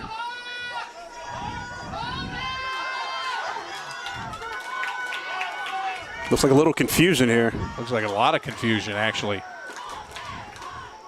But they're not going to call a timeout. Rotello takes the ball, and he looks to run, and he's got a wide open hole on the left side that he takes into the end zone for the touchdown.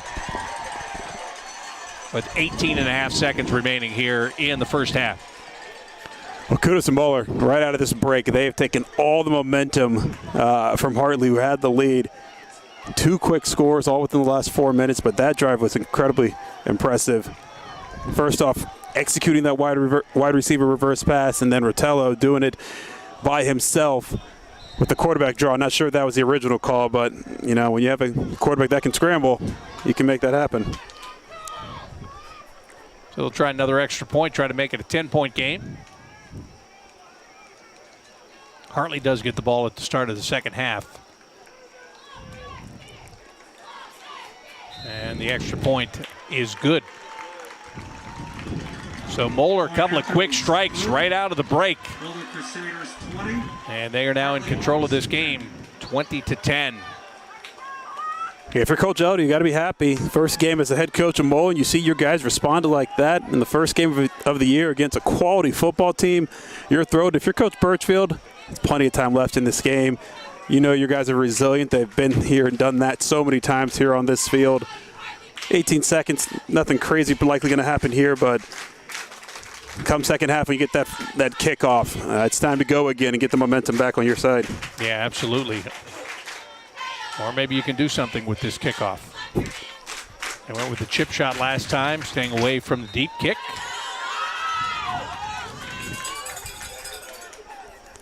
See how Hartley lines it up. They'll put again Saunders and Kenny. Back there's the deep men.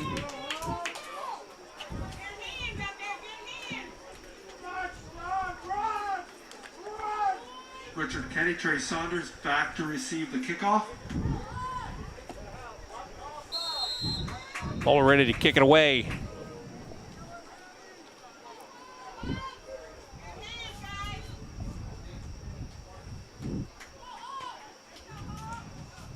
And again, toward the near sideline, Richard Kenny will get it at the 19-yard line.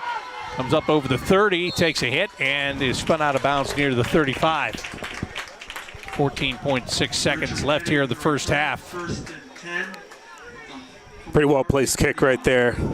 Not much Richard Kenny could do, and completely just shorten the field for any kind of return.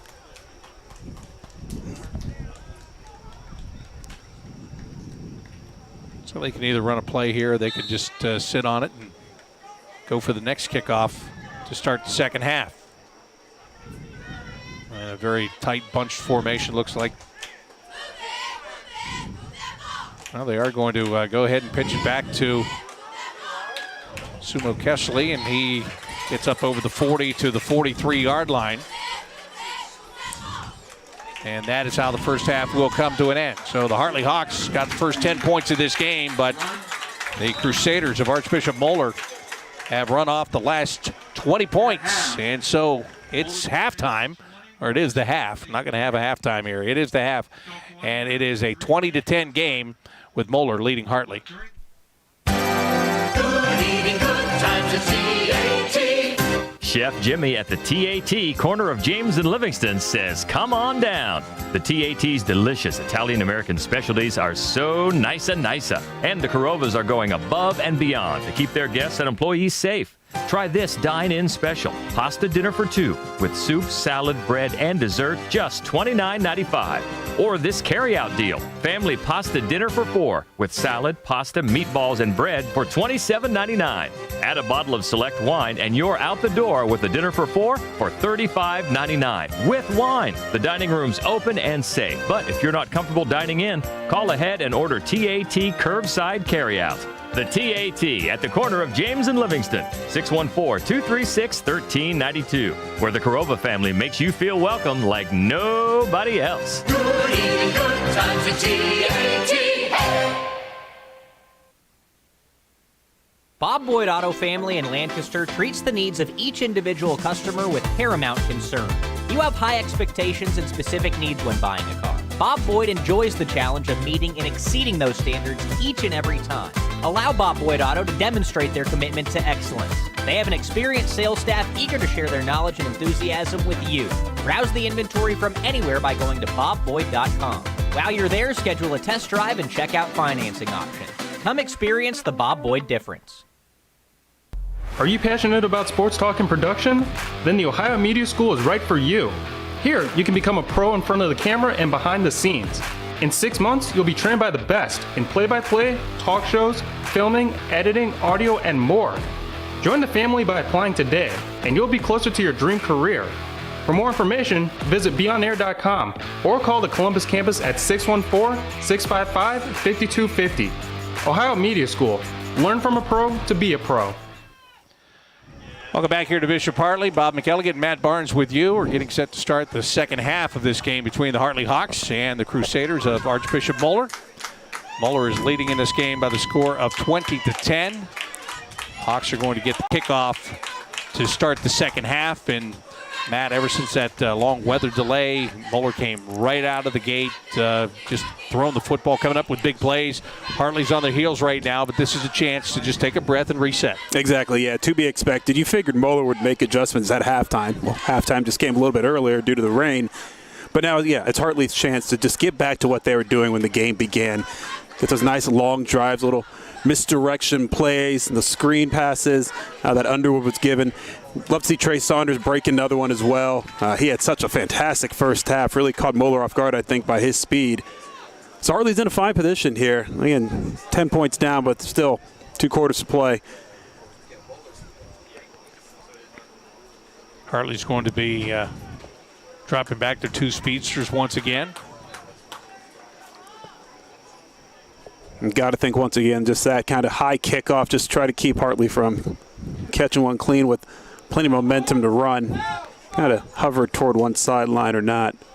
I've been told, by the way, that Landon Fickle's father is here, Luke Fickle. Oh, is that? Yeah, I saw Amy when I was walking in. I had not seen Luke, but Luke is here.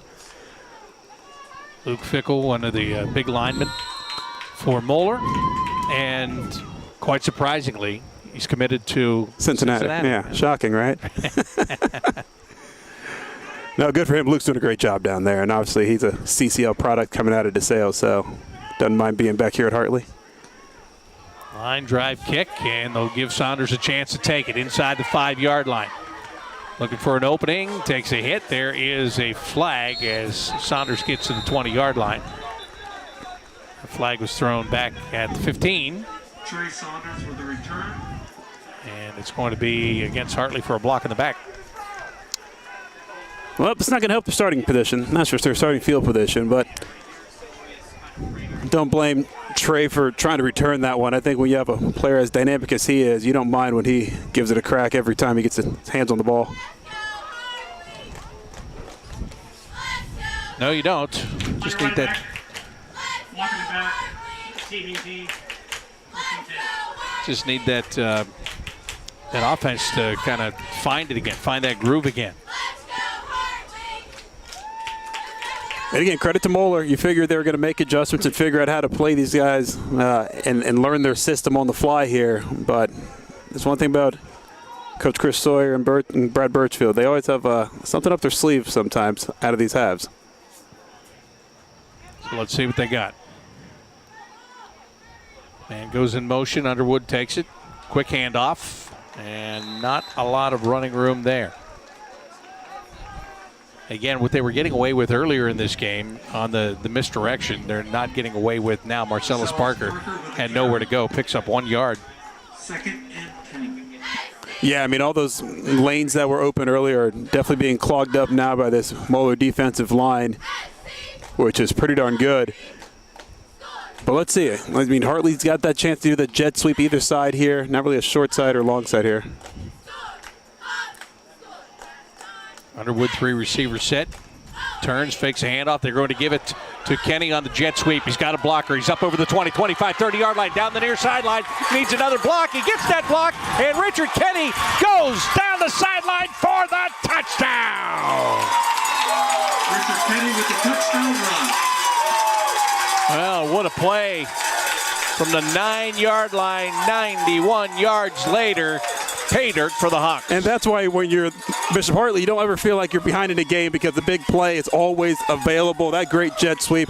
Kenny, has the speed, but he also needed a block. Great job by Saunders down the field, maybe 40 yards down the field, getting that final block. But before that, it was all done by the big man up front. That whole right side was wide open. 91 yards. What a play. Ryan Hawk will try to make this a 3-point game now. Well, Moeller was using the big plays to their advantage. Now Hartley is able to counter with a big play of their own.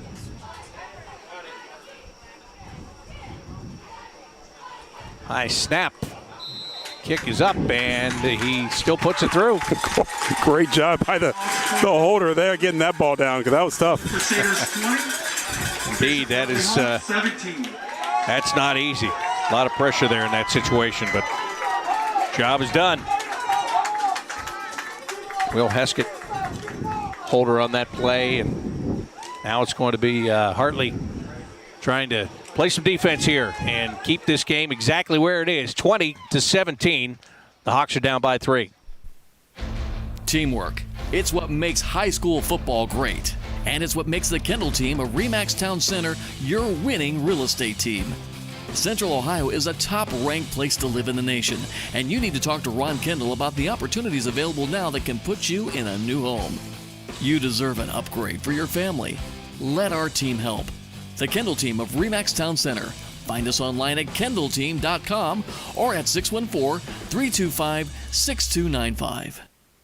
Gahanna Auto Sales, family-owned and customer-first approach, takes the frustration, runaround, and high-pressure sales out of the car buying experience. Let Gahanna Auto Sales earn your business on your next car purchase. Check out their large selection of cars, trucks, and SUVs at GahannaAutoSales.com or visit Craig and Kyle in person at 180 Mill Street in Gahanna. Gahanna Auto Sales, how the car buying process should be. 20-17 now. Moeller with the lead, and they're about to get the football back.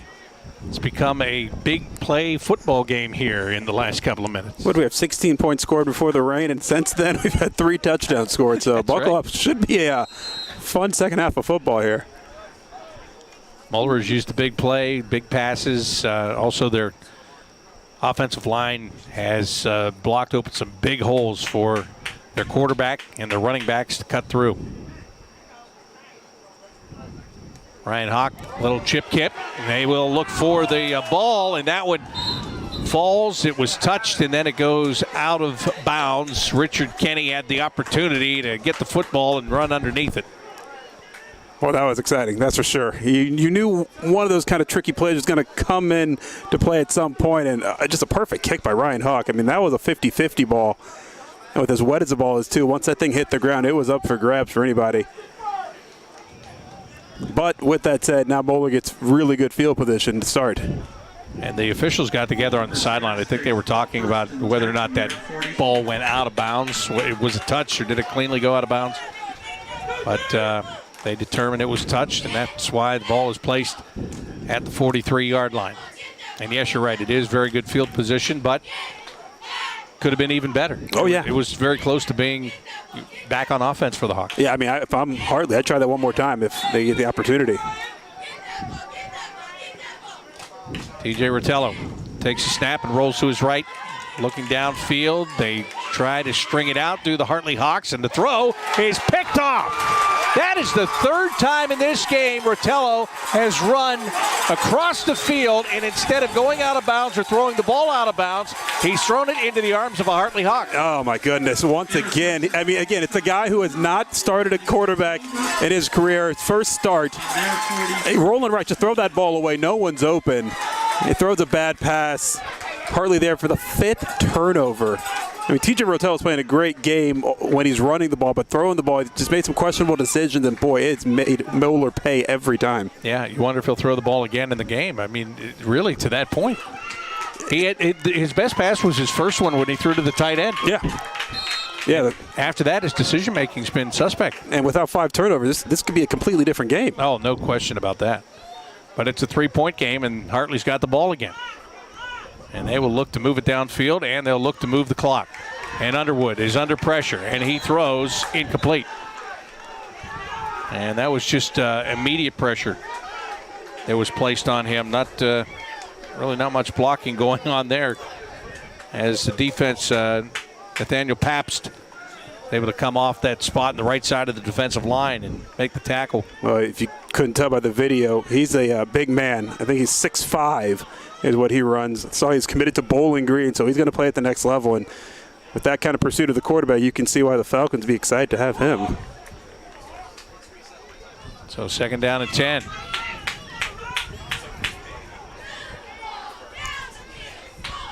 Well, that play kind of dampens the spirit of the Hawks a little bit right after that interception. They'll try to get that excitement back right here. Throw to the near side, and Saunders, as that ball is going to be recovered by Archbishop Moeller. It was not a forward pass, it was a lateral. Yeah, that was a backward pass towards Saunders, and I just don't think he was aware of it, but it was clearly backward, a good yard or two. And once he didn't catch it, that's a free ball, and kudos to the Moeller defender for jumping right on top of it. So the teams trade turnovers. And Moeller now goes back on offense with better field position at the Hartley 31-yard line. I feel like this is the mark of what you normally get, though, in the first game for a team that, for both teams here, that haven't had scrimmages. It's these kind of start and stop practices because of the pandemic. A lot of mistakes. Obviously, it's wet out there, too, not helping. Just leave some teaching points for sure come Monday or even Saturday for the film. Yeah, I think the ball, it was, I don't know if it was an uncatchable ball, but he knew that there was a pressure coming, right? Yeah. It's going to be a spectacular catch. He's got to jump and twist his body. Then he probably gets laid out. But not knowing where you are on the field played into that play. Rotello, he loses his footing. Oh, and he gets hammered by Marcellus Parker. That's an incomplete pass. There is a flag on the play.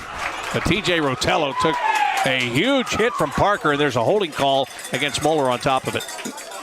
That's exactly why you get rid of the ball faster than that. He had 3 guys in front of him, including Parker and Daniel Tucson, and he had to get rid of the ball. Boy, that was a second too late because you don't get that lick if you get rid of it a little faster. Boy, that was a lick. That was indeed. And he slipped on the near sideline. You could see some of the water come up off the turf. And as you said, he paid a price. Yeah, and add insult to that, there was a penalty on the play anyways. Right. Holding. Offense, number 75. Yeah, that play's going nowhere. Exactly. And he has no idea. Yeah. Gets a wind knocked out of him just to go back 10 yards. Here's a snap. And Rotello will run it up the middle, not afraid to take another hit. And this time he'll take it at about the 41-yard line. I think that's a safe call for Moeller there. 1st and 25. You have a quarterback who's thrown a couple questionable passes. Just let him run the ball, try to get some of that yardage back. You're not going to get it all in one chunk here. But now still 2nd and 20. Do you trust him to throw the ball? Hartley starting to get a little bit more pressure behind that O-line. Let's see what they opt to do out of the shotgun here. Keeps it himself, does Rotello, and he goes up the middle across the 35-yard line and down to about the 34. Well, at least now you're seeing Moeller again, just trying to get those chunks. 3rd and 12 here. You know, get another 6-7 yards, you probably go for it on 4th down. If you're Hartley, just got to look for that pass over top of you, though. They've been playing with the safety. Brandon White's had a couple of those where he's gotten behind the defense for a long pass. I wouldn't be surprised if they try that here, too.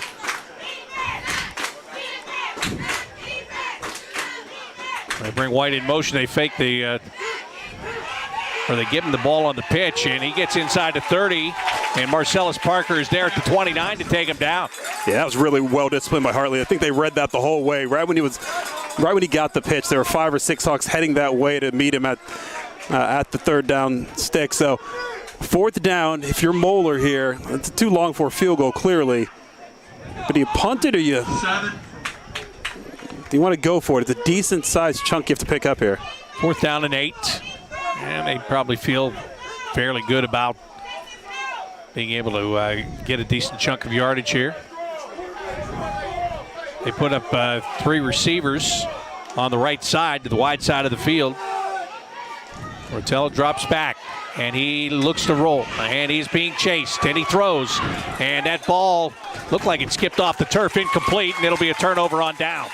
Yeah, give all the credit to the Hartley defensive line there, getting pressure on Rotello, making him roll out, give an inaccurate pass. Marcellus Parker is the one who put the most pressure on him. So good defensive stand by Hartley after that turnover. Standing tall to get their offense back on the field, steal the momentum right back. Sean Saunders, the guy in coverage for the Hawks over on the far sideline. And Marcellus Parker is the man that disrupted the play and forced Rotello to have to roll out to his right. So the Hawks survived. They turned the ball over, and Moeller had it at the 31-yard line thanks to a penalty. They got back to the 29. It was a gain of +2 when it was all said and done. Here's a pitch, and Sumo comes up over the right side and gets out to the 40-yard line. Again, the big man, Sumo Kessley. Give a shout out to Tony Thibner there. Big old 53 leading the way for him. Sumo just had to follow the block, and easy 10 yards for him. Down to 8 minutes remaining here in the 3rd quarter. Ball is at the 39-yard line. And this is where Hartley's comfortable. Just go back to their game. The power run inside, occasional jet sweep outside. Hand it off to Parker. Trying to dance over on the right side of the line and find a little bit of room. Couldn't find much. He gets to the 41. Parker's the kind of guy you want in this game, though. Kind of wet sloppiness out there. He's going to just keep wearing down that D line. So let him kind of push the pile. Only gets 1 yard there, but that pays off later in the 4th quarter or so. Yeah, Parker and Kessley, those are the kind of players that, especially when you get into league play starting next week, you can just pound those kind of guys and wear down defensive lines. Absolutely. Like this Moeller defensive line, a little bit of a different story, there's no doubt. But they can use those guys well. Timeout is going to be taken by Bishop Hartley here. The offense, they did not like what they saw, and so they will take the timeout because of it with 7:04 remaining here in the third quarter. While there's a timeout on the field, we'll take a break. Bob Boyd Auto Family in Lancaster treats the needs of each individual customer with paramount concern. You have high expectations and specific needs when buying a car. Bob Boyd enjoys the challenge of meeting and exceeding those standards each and every time. Allow Bob Boyd Auto to demonstrate their commitment to excellence. They have an experienced sales staff eager to share their knowledge and enthusiasm with you. Browse the inventory from anywhere by going to bobboyd.com. While you're there, schedule a test drive and check out financing options. Come experience the Bob Boyd difference. So it'll be 2nd down and 8 for the Hawks coming out of their timeout. Their first timeout taken here in the second half. They're down by 3. Moeller scored 20 straight points. And the Hawks got a touchdown on a 91-yard run by Richard Kenny on a jet sweep. There goes Kenny in motion to the far side. They're going to hand the ball off, and that fooled no one. Trey Saunders had absolutely nowhere to go. He had a man in his face immediately upon receiving the handoff. It's like it was Ivan Anderson. We've called his name before a couple other times. Linebacker coming up from his position to make that tackle behind the line. But here we go, 3rd and 11 now. You got to think you got to put this in the air. Put some confidence in your sophomore quarterback, Peyton Underwood. He's made some good throws. They've been normally of the shorter variety, though. Kind of let the receivers do all the work, get all those yards after catch. See if he's willing to throw it a little bit further down the field, even though Moeller has 4 guys right at the line, or right at the first down line. Yeah, they do, right near the 50-yard line. 4 men across there. Almost daring him to try to throw the football. They're going to give it on the pitch to Kessley, and Sumo gets upended at the 40-yard line and lands at the 42, so that will be well short of the first down marker. You know, there might be some teams or in some other games where I think Brad Birchford would think about going for this, but against this Moeller team, your defense had such a great stop the last time they were out on the field. I think it's smart to punt the ball, get them deep down there. Yeah, I wonder if he thinks that his defense is starting to feel it after coming out on their heels after the weather delay. Yeah, they sure looked really strong in that last one. I saw some big hits, saw some pressure on the quarterback. Got to think they might have started to figure out TJ Rotello. Ryan Hawk, they snap it to the up man, and they're not going to catch Moeller off guard. Marcellus Parker with a very short gain before he is taken down. So good thought process, just couldn't pull it off, didn't catch him sleeping. Yeah, well, like we've said, I mean, Brad Birchwood is a riverboat gambler when it comes to special teams, so it's not a surprise that he went there, and I'm sure Moeller scouted for that. You know, Coach Elder knowing Hartley as intimately as he does, having recruited players here, and knowing Coach Birchwood as a friend, probably warned his guys about the possibility of any kind of fake punt.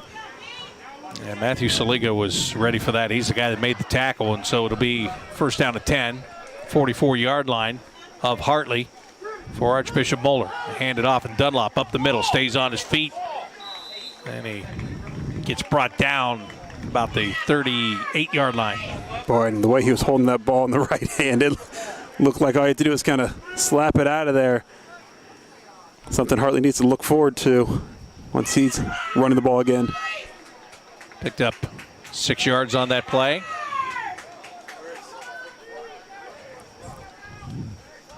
Rotello takes a snap, gives it to Dunlop again, bounces off the first man, and he is going to be across the line and get the first down.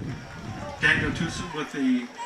Yeah, just 2 plays there. You already seen Moeller go back to their run game after the passing game didn't really yield good results in their last drive. In fact, they went backward. So back to the ground and pound, letting that big offensive line kind of take over, see if they can wear down the Hartley defensive line. Rotello fakes it to Dunlop and takes it right up the middle himself and took a big hit actually at the 29-yard line. And again, it was Marcellus Parker that was the guy that delivered that hit. Marcellus Parker with the stop. Yeah, that Moeller O-line looks a little bit bigger, a little heftier maybe than the Hartley defensive line, but there's a lot of quickness on that Hartley D-line. The linebackers coming up and helping out as soon as they can, and it's not far for them to come from. All the Hartley defenders are within 5 yards of the snap. Hand off, and a great job by Daniel Tucson. He got the quick penetration. Takes down the ball carrier right basically at the line of scrimmage there. Yeah, there's a reason a lot of D1 programs are looking at him. He's only a junior, and he was making an impact on this Hawk football team by his freshman year. So it's great to see his development, and he's just been a force to reckon with this entire game. There's Jordan Marshall to carry the football. He stays in. Well, it looked like he was going to stay in as a running back, and now he goes headed toward the sideline. There's a ton of confusion on the Moeller sideline right now. 5 wide. Hawks don't look like they're ready. Third down play. Rotello looking. Now he's going to run the football toward the near sideline. Marcellus Parker again slams him to the ground at the 30-yard line. That'll be a loss of 1. Can't give Marcellus Parker enough credit there. They go 5 wide, so it puts all the pressure on him to be the QB spy. Right when Rotello brought it down, Marcellus put on the jets, got to him as quickly as he could, kept it to a 1-yard gain. That's just impressive. But what you expect from your senior? Yeah, that's exactly what you expect from your senior. You're right. He's put in a lot of quality minutes in this program and has a lot of quality minutes to go. 4th down and 5. And a timeout is called by Hartley because they had too many men on the field. Brad Birchfield had to expend that second timeout of this half in order just to get his players reset on the sidelines. So there's a timeout with a 4th down and 5 coming up here in just a moment. Matt, this is a key play because if, again, they can stop Moeller and get the football back, the momentum swings again. Yeah, huge play. I mean, there's still, 2:46 left in this third quarter, so plenty of time even if they were to put points on the board. But, boy, if you're Hartley, you love playing with the lead because they don't have the quick strike offense in terms of the air attack. And you can't always count on a 91-yard jet sweep going for a touchdown. So it'd be nice for them to get this stop, long methodical drive, get back in the lead, and then let your defense go back to work. Oh, absolutely right. And defense in that huddle on the field and ready to go back into position here. See what TJ Rotello tries to go with this time. They've spread it out and tried to run, and him throwing the football has pretty much come out of their playbook right now, but you never know. Here we go, 4th and 5. A pistol formation here. And Rotello keeps the football. He gets away from Kessley. He's going to throw. And that one is off the fingertips of the defensive back. I'll tell you what, that was a heck of an athletic effort turned in right there by Sean Saunders. Yeah, that was all by the first Kessley getting the first pressure to make Rotello think twice about what he was going to do, but then the second pressure made all the difference. And the Hawks, again, they're getting plenty of pressure on him when he drops back to pass. I'm surprised Moeller actually didn't run the ball there. I know it's 4th and long, but their passing game has been really suspect. And so here go the Hawks back on offense. 2:38 left in the third quarter. Hawks down by 3. 20-17 is the score.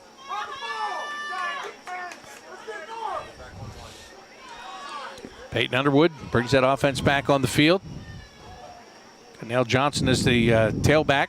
Put Kenny in motion, hand it off to Johnson. He wants to go left side, and he finds a little running room, and he carries a would-be tackler for an extra yard and picks up about 3. Yeah, not too bad, considering he was hit at the line and got 3 yards there after contact.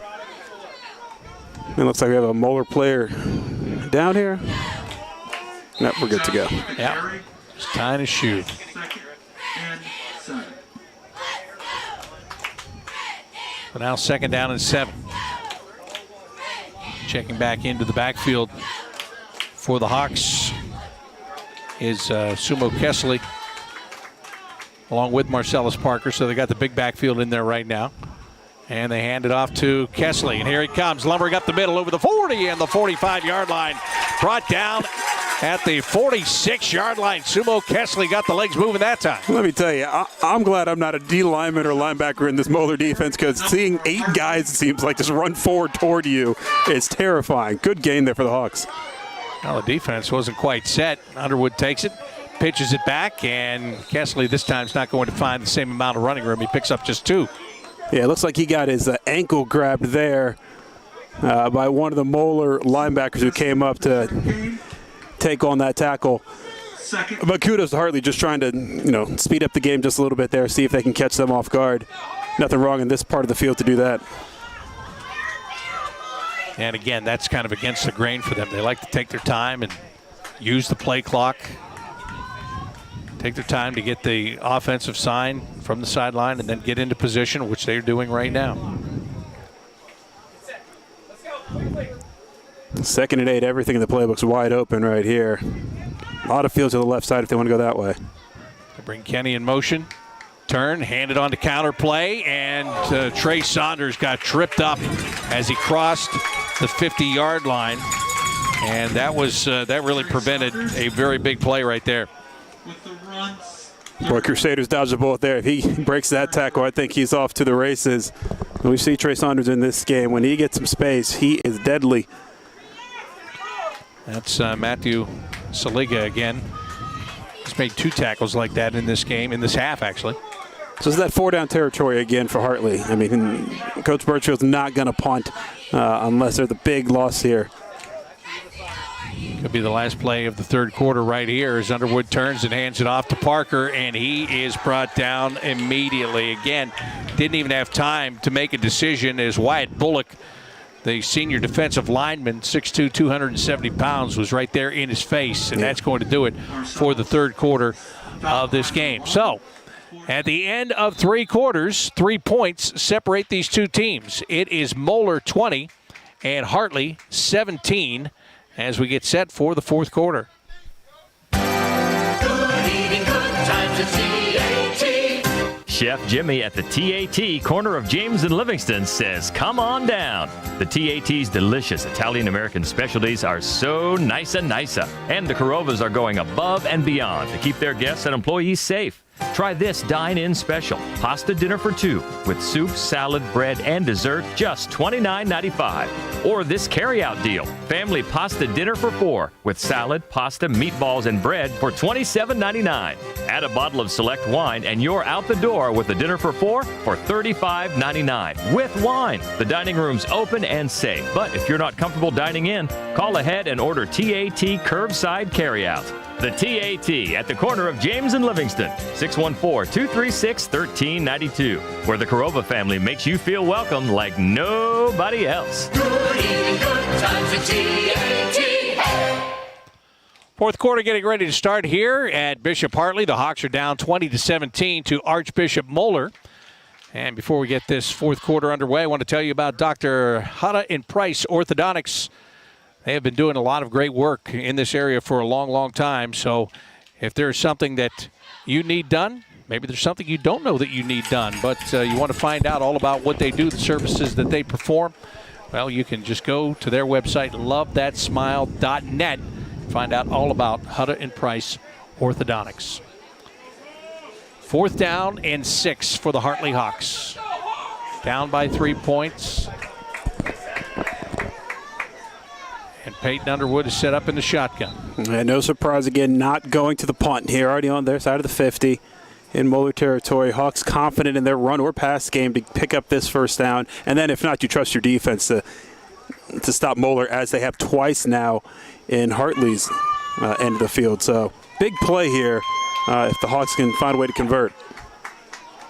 The officials are having some discussion on the field. Yeah, this goes back to, I think, the whole spotting of the ball. It's a little awkward with this whole orange hanky that the center has to put the ball next to, and just making sure it's all up to snuff here. Yeah, the footballs come from the sidelines, not from the officials. Underwood sends a man in motion. Long snap count, they throw. Saunders takes it, and that didn't fool anybody. Turnover on downs as Moeller had that read all the way. And it was great read. It was great quickness by Ethan Sweat. Came up from that linebacker position and made that play look easy. Again, another pass from Peyton Underwood that doesn't really get by the line. Keep kind of hoping those screens kind of break for him, but boy, Moeller was ready for that one. And so turnover on downs. It's up to Hartley defense once again to bring the momentum back on their side. They've been impressive the last two, especially when Moeller's tried to pass the ball. They've just had too much pressure to be able to complete a pass. Let's see if they get back to their run game, even with the QB draw. TJ Rotello.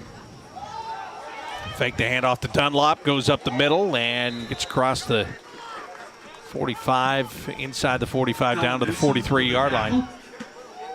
Rotello's he'll give up the body for the 5-yard gain. Oh, absolutely, yeah. That's the sign of a former running back, right? He's willing to take the hit. Not exactly what you want your quarterback to do, but this is high school football in Ohio. Sometimes your best running back is your quarterback. See what he does on this play. Looking left, and he throws downfield. He's got a man there, and that is broken up, incomplete. Trey Saunders on the coverage. I think Saunders just got that head turned around at the last second to knock it away from one. No kidding. It's almost wish he would have turned around and even earlier. Might have been able to pick that ball off because it was underthrown. Regardless, looks like that would have come back due to a penalty. And Moeller's going to back up here.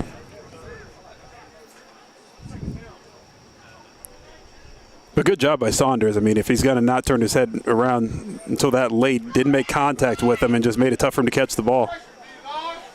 An eligible receiver, downfield offense, number 60. First down. One of the linemen got down the field because it took long for that play to develop.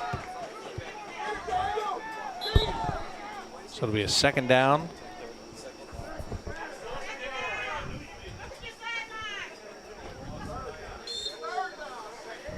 Second down to 10.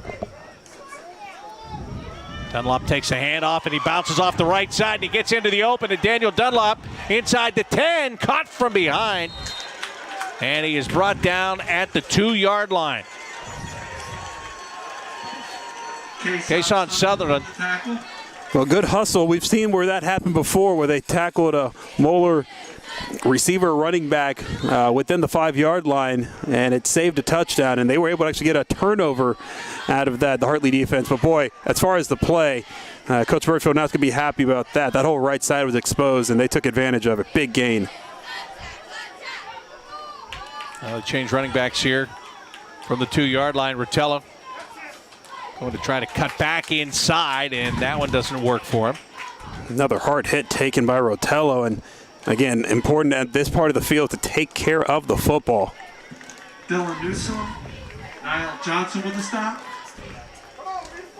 So not much in the way of a gain there.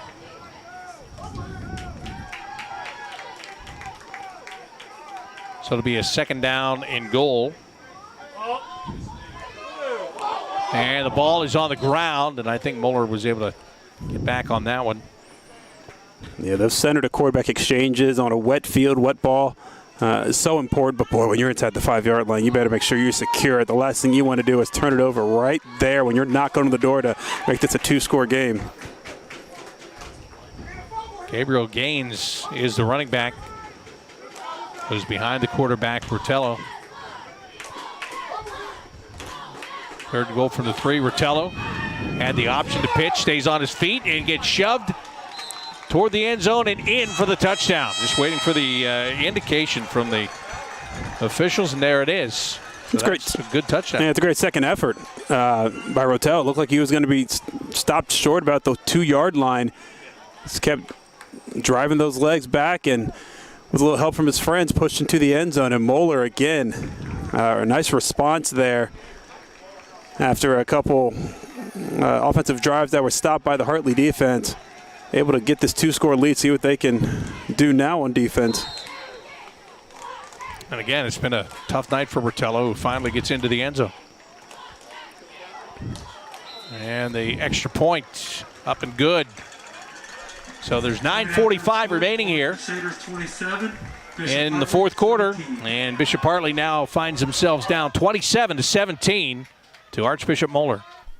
Gahanna Auto Sales' family-owned and customer-first approach takes the frustration, runaround, and high-pressure sales out of the car buying experience. Let Gahanna Auto Sales earn your business on your next car purchase. Check out their large selection of cars, trucks, and SUVs at GahannaAutoSales.com or visit Craig and Kyle in person at 180 Mill Street in Gahanna. Gahanna Auto Sales, how the car buying process should be. teamwork. It's what makes high school football great. And it's what makes the Kendall team of RE/MAX Town Center your winning real estate team. Central Ohio is a top-ranked place to live in the nation, and you need to talk to Ron Kendall about the opportunities available now that can put you in a new home. You deserve an upgrade for your family. Let our team help. The Kendall team of RE/MAX Town Center. Find us online at kendallteam.com or at 614-325-6295. Hartley ready to take the kick here, down by 10. One point in time, Hartley led in this game 10-0, but Moeller was making mistakes on the field. They had turned the ball over 4 times and were trailing 10-6. They got their offense back together, found ways to beat the Hartley defense, but the Hawks have continued to battle in this game, and I would imagine they're going to do nothing different in the final 9:45 of the fourth quarter. Here comes the kick, and it's a high one. Kenny is going to take it as he cut in front of Saunders. Richard Kenny trying to come to the near sideline, nowhere to go. He's down at the 19-yard line. Yeah, if you don't make up your mind quickly on those kick returns, you tend to get swarmed, and that's what happened that time with Kenny. From the 16. And they couldn't make up their minds who was going to catch it to begin with, right? That was a disaster waiting to happen. Yeah. Thankfully got the clean catch there. Yeah, that kind of throws the rhythm off right from the beginning. But they have to start from the 19-yard line here. Well, let's see if that Hartley big play offense shows up here, because the long methodical drive, while nice, with 9:44 down 2 scores, you're going to want to score fairly quickly. Send Johnson in motion. Underwood throws near sideline. Kenny has it over the 25, and he spins his way up to the 30-yard line, and he's got a first down. Boy, I really like that play call. Hasn't been a lot of forward passes, but it gets the ball out of his hands quick before the D-line can really get any pressure. And Kenny's so quick that once he catches and gets upfield, you got to think he's going to pick up enough for the first down yardage. Yeah, and again, Peyton Underwood, he's got a very good arm. I mean, this offense is about managing the offense, right? And if they're playing their game, they're blocking, they're running the football. But I think they feel that they have a weapon in him that they're not going to try to bring out in week one. No, absolutely. Yeah, there's no need for this long downfield pass. Moeller's playing to do that. Here's now Johnson. He gets free at the 40, over the 50, trying to outrun a man, and gets brought down at the 27-yard line. Well, there's a name that, we heard a lot more in the first half, but boy, what a time for him to get a nice long run. Hartley. That kind of inside give, and I don't know how 3 or 4 guys missed him. Those little legs were going up and down quickly, and he avoided a lot of tacklers, and Hartley right back in business. Tell you what, all of a sudden one little pass opens up the running game a little bit, doesn't it? Just like that, yeah. I think Moeller had to respect that forward pass. We've seen a lot of screens, but that forward pass might have opened up that middle lane for the running back. First down and 10. And this time there's no chance for Johnson. There is nowhere for him to go. And that is Ivan Anderson. Niall Johnson. Hey. Sometimes the defense just wins, and Ivan Anderson won that battle. Come on. That was impressive. Well put and fair.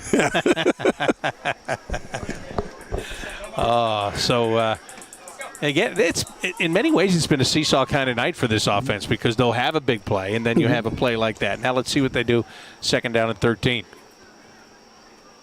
See if they can create a little running room for themselves. So Underwood's going to throw, and that one a little bit high and through the hands of Kenny. Yeah, just a little high, which can be expected when you have a football that's probably not ideal in terms of being a little wet. But here on 3rd and long here, Hartley has to get some yardage here. Doesn't have to be the first down yardage, but has to make this a little bit more manageable for them to then have a real good go for it on 4th down. Still probably on the outskirts of Ryan Hawk's range if you get even to the 20.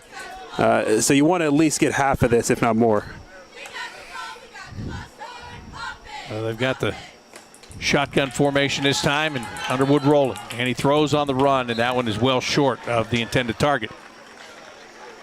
It wasn't an accurate pass by any means, but at the same time, he didn't make a big mistake either. If you're not gonna get it to your guy, nothing wrong with throwing it to the ground, save it for another day. We've seen TJ Rotello make that mistake, kind of rolling out and kind of throwing it up a 50-50 ball. That one no one was going to catch. So, hey, live to play another down. Yeah, those 50-50 balls wound up in the arms of the defensive backs. So, yes, it's a very good point. And now you have to get it on this down. But you have enough guys that if you can get the ball in their hands in the right place, they can run with it after the catch. Fake the handoff, and they roll. They go up top, and there looked to be interference there with no flag. I don't think there was any question that there was contact with Sean Saunders, who was trying to get free and go for the end zone. Yeah, it sure looked like he got grabbed. He had a lot of momentum. He was running that route, and then all of a sudden it just went away as that pass led him to where I think he would have ended up. So I can understand the Hartley faithful and coaches not being happy about that non-call. But you put yourself in 4th and long and put it in the hands of the referees. Sometimes you get burned. So, again, up to that defense now to make a big stop. If not, this game kind of gets out of reach for you with 8:17 to go here. I will say this, though. I like the play call. And you know, we talked about the arm, and there we got a glimpse of it for the first time. Showing some confidence, absolutely. But now it's back on the defense again. There's a handoff, and that defense is up to the challenge on play number 1 without question. Great work right up the middle. Daniel Tucson's always going to come off the bottom of that pile, I think. Yeah, I think you're seeing this defensive line feel like they can impose their will on this offensive line now. They are really confident getting in the backfield a lot here. Gain of 1 on the play, 2nd down and 9. And the ball was on the ground there for a second. Oh, that was a read option, and I think Dunlop was supposed to take that cleanly, but it did not come off of a clean handoff by any means. And again, skirting disaster there. You do not want to turn the ball over at this point of the field. If you're going to give it back to Hartley, at least make it after a punt. Now they lost half a yard. So it's 3rd down and just about 10 again.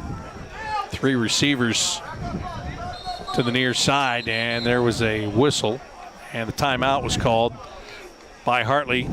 Brad Birchfield using his final timeout here in the 4th quarter with 7:12 remaining, and Hartley down 27-17. Are you passionate about sports talk and production? Then the Ohio Media School is right for you. Here, you can become a pro in front of the camera and behind the scenes. In 6 months, you'll be trained by the best in play-by-play, talk shows, filming, editing, audio, and more. Join the family by applying today, and you'll be closer to your dream career. For more information, visit beonair.com or call the Columbus campus at 614-655-5250. Ohio Media School. Learn from a pro to be a pro. Well, the Hartley Hawks taking the timeout. They're down 27-17, and they're on defense right now. We told you about their offensive lineman, Jake Skelly, who is a big part of this team, who is not here because he is at Children's Hospital, actually, with some health issues. And here's a look at the cheerleaders who are wearing their bracelets. Hashtag Team Jake right there, showing their support tonight. So cheerleaders here, full voice and in full support of Jake Skelly. Here's Definitely, a pass. yeah, definitely think about Jake. Little screen pass over the middle, and that's up the far sideline. Marcellus Parker trying to track a man down, but that won't happen until the ball carrier is inside the 20-yard line. So Daniel Dunlop just taking a little screen and turning it into a big gainer. Yeah, I think that was a great play call, too. We had seen the Hartley defensive line getting really aggressive and getting to the quarterback or whoever was running the ball, and this time they got burned. About 3 or 4 guys in the backfield. Nice back foot pass to Dunlop and let him do the rest of the work. Almost 60 yards on that play alone. And I got a feeling Moeller's going to slow the game down right here. Up 10 with 6:45 and counting. Just kind of try to sulk this game away and hopefully get more points as well for them.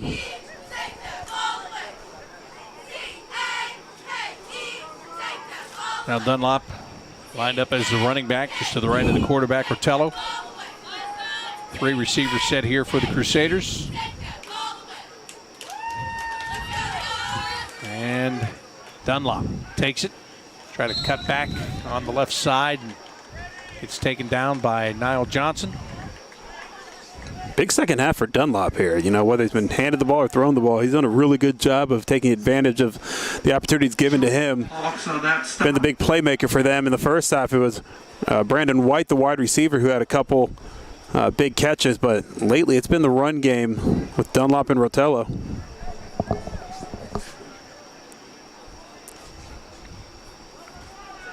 Well, the way they spread it out with their receivers, too, it creates options for them, and they've capitalized on those options here in the second half. Dunlop takes it again, takes a hit, bounces off of that, and gets inside the 10. Yeah, and that's what Hartley can't have. You got to tackle him at the first point of contact. Can't allow him to get these yards after contact right now with the clock running like it is. And that one was big because this could have been 3rd down and 5. Instead, it's 3rd and 1. And with the confidence their offensive line and their run game has, you got to think they feel good about being able to punch 1 yard here and get it inside the 10. 3rd and 1. Well, as you predicted, they are in no hurry to do anything right now. They finally are feeling good about themselves, which they were not when there was 4 minutes and 31 seconds left in the first half, and they were down by 4 points, and the rains came. Rotello takes it, and he has room up the middle. There's a flag as he gets into the end zone. Let's see if this counts. Well, judging by, they're calling a sideline warning preliminarily, so this should be a touchdown, even though I never saw a signal. Okay, you got sideline warning from Hartley. Yeah, so that's what it is. That's a good touchdown, and that'll make it 33-17. So Rotello into the end zone for a second time here in this half. That was one of the most anticlimactic touchdowns I've seen in a while. Never saw a signal. Yeah, you see a flag, and you're like, okay, well, maybe there's a hold in there, right? No one could cheer because they didn't know what was going on. Right. It's 2020, Matt. That's right. Don't forget. Every time you forget something like that happens and you're reminded again. Right out loud. It's the extra point attempt, and that one is up, and it's good. So 4:50 is what's left on the clock here in the fourth quarter, 34-17. Moeller is up on the Hawks, and again, it's what was expected. I mean, what you could expect here. Mm-hmm. I mean, for Hartley, you say what you want to about Moeller coming off a 2-8 season and with a new coach and all of that. They've got some good experience on their sideline, and even though both teams are still trying to figure out what they are, for Hartley, I think they're trying to figure it out a little bit more because they lost a lot of key players. A lot of skill players. Your quarterback, your leading running back.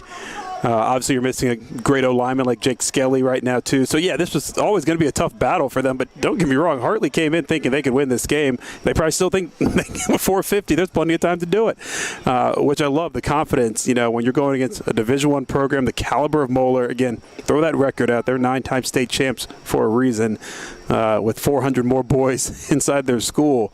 Kudos to these Hawks for coming out and fighting. They're not done yet. All it takes is one quick score here, and you feel like you're right back in it because, Riverboat Brad Birchfield will squib or onside kick you to death. Trey and Richard Kenny. Well, you're right. He will do that. And he's, and this game gets scheduled for, many reasons, as we talked about before. St. Charles not starting the season on time, and Moeller wound up in a similar situation where all of a sudden they needed a game, and it all just kind of worked that way. A little kick to the near sideline, easily out of bounds. So when you put this game on the schedule, this is a year that you can put the game on the schedule, though, Matt, because everybody makes the playoffs. Absolutely. Right? I mean, in a regular season, if you're even asked about this, maybe go, I know there's a lot of computer points here to play this team, but I don't know if I want to do that. This year, you get a great, big, strong opponent. Your team gets to see what it is and what it needs to become, and you're still going to go to the playoffs. So yeah, I mean, what a great opportunity to play a team like this when the computer points aren't a factor at all. And you're going to learn a lot about yourself in this game. I mean, Hartley's done a good job in forcing as many turnovers as they had. I think they're going to be disappointed in the lack of points off turnover. They had 10 points immediately off the first two, but haven't had any since. So that's going to be an issue for Coach Birchfield, making sure you take advantage of the mistakes other teams give you, especially good teams. And there are good teams on the schedule still. Waterson and DeSales, they're facing off tonight. Last I saw, Waterson was up 22-14. And they're going to have to play both those teams twice. CCL's never won easily. So I'm sure the Hawks want to, learn a lot from this one, get some incredible experience playing a team with the talent that Moeller has, and carry that into the CCL slate. Yeah, and that's really what it is about. This is it's a tune-up. Tune-up for that CCL slate. And here comes Niall Johnson up to the 49-yard line. I think they're going to rule him down. Moeller thought they might have recovered a fumble, but that is not the case. Niall Johnson with the carry, 2nd and 5. So it'll be 2nd down and 5. With 4:30 to go, got to think he might have to put it up in the air a little bit more with Peyton Underwood. And, this is a good situation for him to be under. You may need this later in the season. Going to bring Richard Kenny in motion. Underwood, inside handoff. Nice moves by Trey Saunders. Stays on his feet. He's inside the 40 to the 39-yard line. That's 1st down. And again, this is high school football, so that clock's going to stop after every 1st down, which is why in three-score games with 5 minutes left as this drive began, you never feel like you're ever really out of it yet. The only real big downfall for Hartley is 0 timeouts, so everything they need to do, they have to do on offense because defensively they can't stop the clock.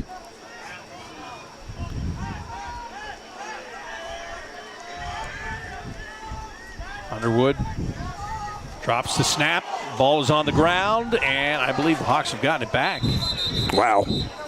And they really shouldn't have, the way that was sizing up. No, considering there was one Hawk there, it looks like it was, let's see, who was it? That was Niall Johnson there to pick it up.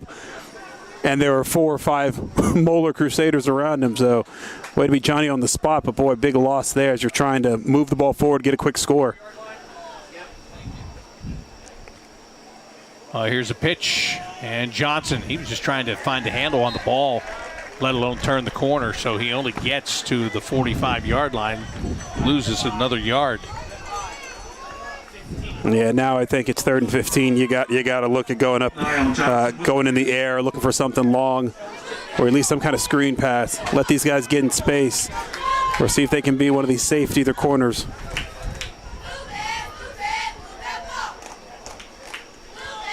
Here they go. Underwood takes a big hit and goes down. Way back inside the 45-yard line. And the clock winds down to 2:35 remaining.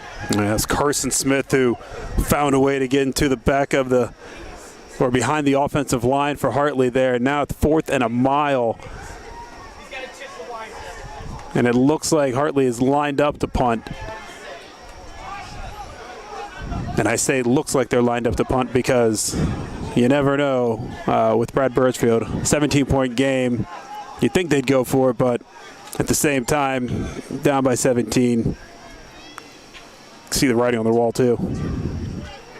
And it's a good punt, really good punt. Bounces and kicks toward the end zone, gets it all the way down to the 5-yard line. Ryan Hawk, nice kick, nice roll as he pins Moeller all the way back to their 5-yard line. The Sale's a winner tonight? The Sale's a winner in overtime. In fact, they must not have had a rain delay because we're in the 4th quarter. How'd they get to overtime already? Yeah. DeSales wins 28-22 on a Quintel Quinn touchdown run. So they will take the early lead in the CCL standings. And that is the Hawks' next game against Waterson.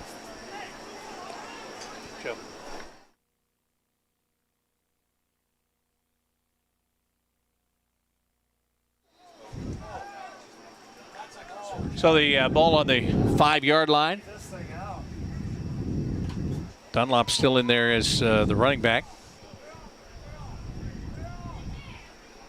As Rotella takes it, he's just going to kneel down. And make sure you stay tuned after for the player of the game presented by Mojo Sports Gear. For all your custom apparel needs, give Mojo Sports Gear a call at 614-864-6656 or visit their website at mojosportsgear.com. Again, Hartley with no timeout, so you can understand why Moeller just taking the knee.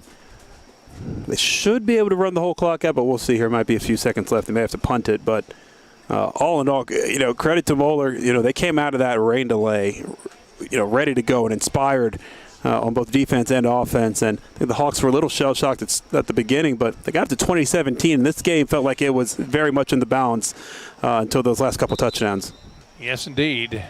Kneel on it again, and it all becomes a formality here down to 1 minute remaining in the fourth quarter. Yeah, it's a game that looks like, it's looks a little bit lopsided here, but it wasn't. It wasn't by any means. Oh, not at all. And I think you can talk to any of the Moeller players or coaches. They'll definitely have the respect of Hartley. And this was a very, very well contested game. Turnovers were a big deal here. Obviously, the weather played a role. But all in all, you have two really good teams who I think have a lot to look forward to as they progress into what is, again, every team making the playoffs in this strange 2020 high school football season in Ohio. So that's the last kneel down, and that is the last whistle as well, as this one is going to come to an end at Bishop Hartley.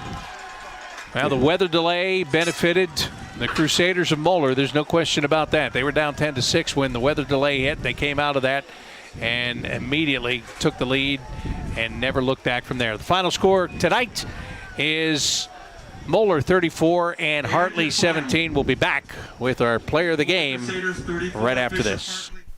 Good eating, good times at TAT. Chef Jimmy at the TAT, corner of James and Livingston, says, come on down. The TAT's delicious Italian-American specialties are so nice and nicer, and the Carovas are going above and beyond to keep their guests and employees safe. Try this dine-in special, pasta dinner for two, with soup, salad, bread, and dessert, just $29.95. Or this carry-out deal, family pasta dinner for four, with salad, pasta, meatballs, and bread for $27.99. Add a bottle of select wine, and you're out the door with a dinner for four for $35.99, with wine. The dining room's open and safe, but if you're not comfortable dining in, call ahead and order TAT curbside carry-out.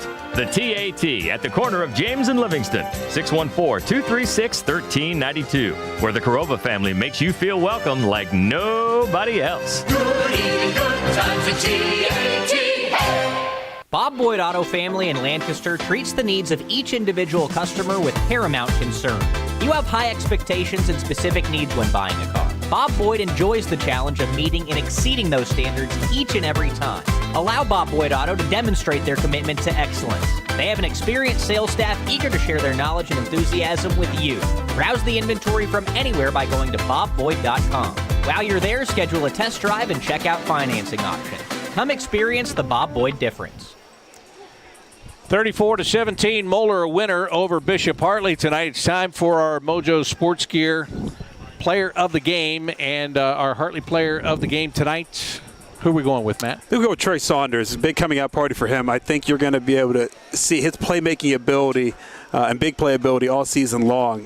He had a couple inside gives that were really nice, and I think he's going to be a threat in the pass game when Peyton Underwood gets more comfortable. The Hawks offense kind of stalled in the second half there, but you couldn't blame Trey Saunders in the first half. He was all over the place. Yeah, there is number 14, and he would have had a kickoff return for a touchdown had there not been a couple of penalties on the play. So, yeah, we got to look at his speed tonight. I think his awareness on the football field. I think you're right. This is just step one of what's going to be a nice season for Trey Saunders. And the Hartley Hawks offense is, I think they're going to learn a lot from this, as we were talking about in the fourth quarter. A young quarterback, a sophomore quarterback, you put it in the pro terms. He's a rookie quarterback. Exactly.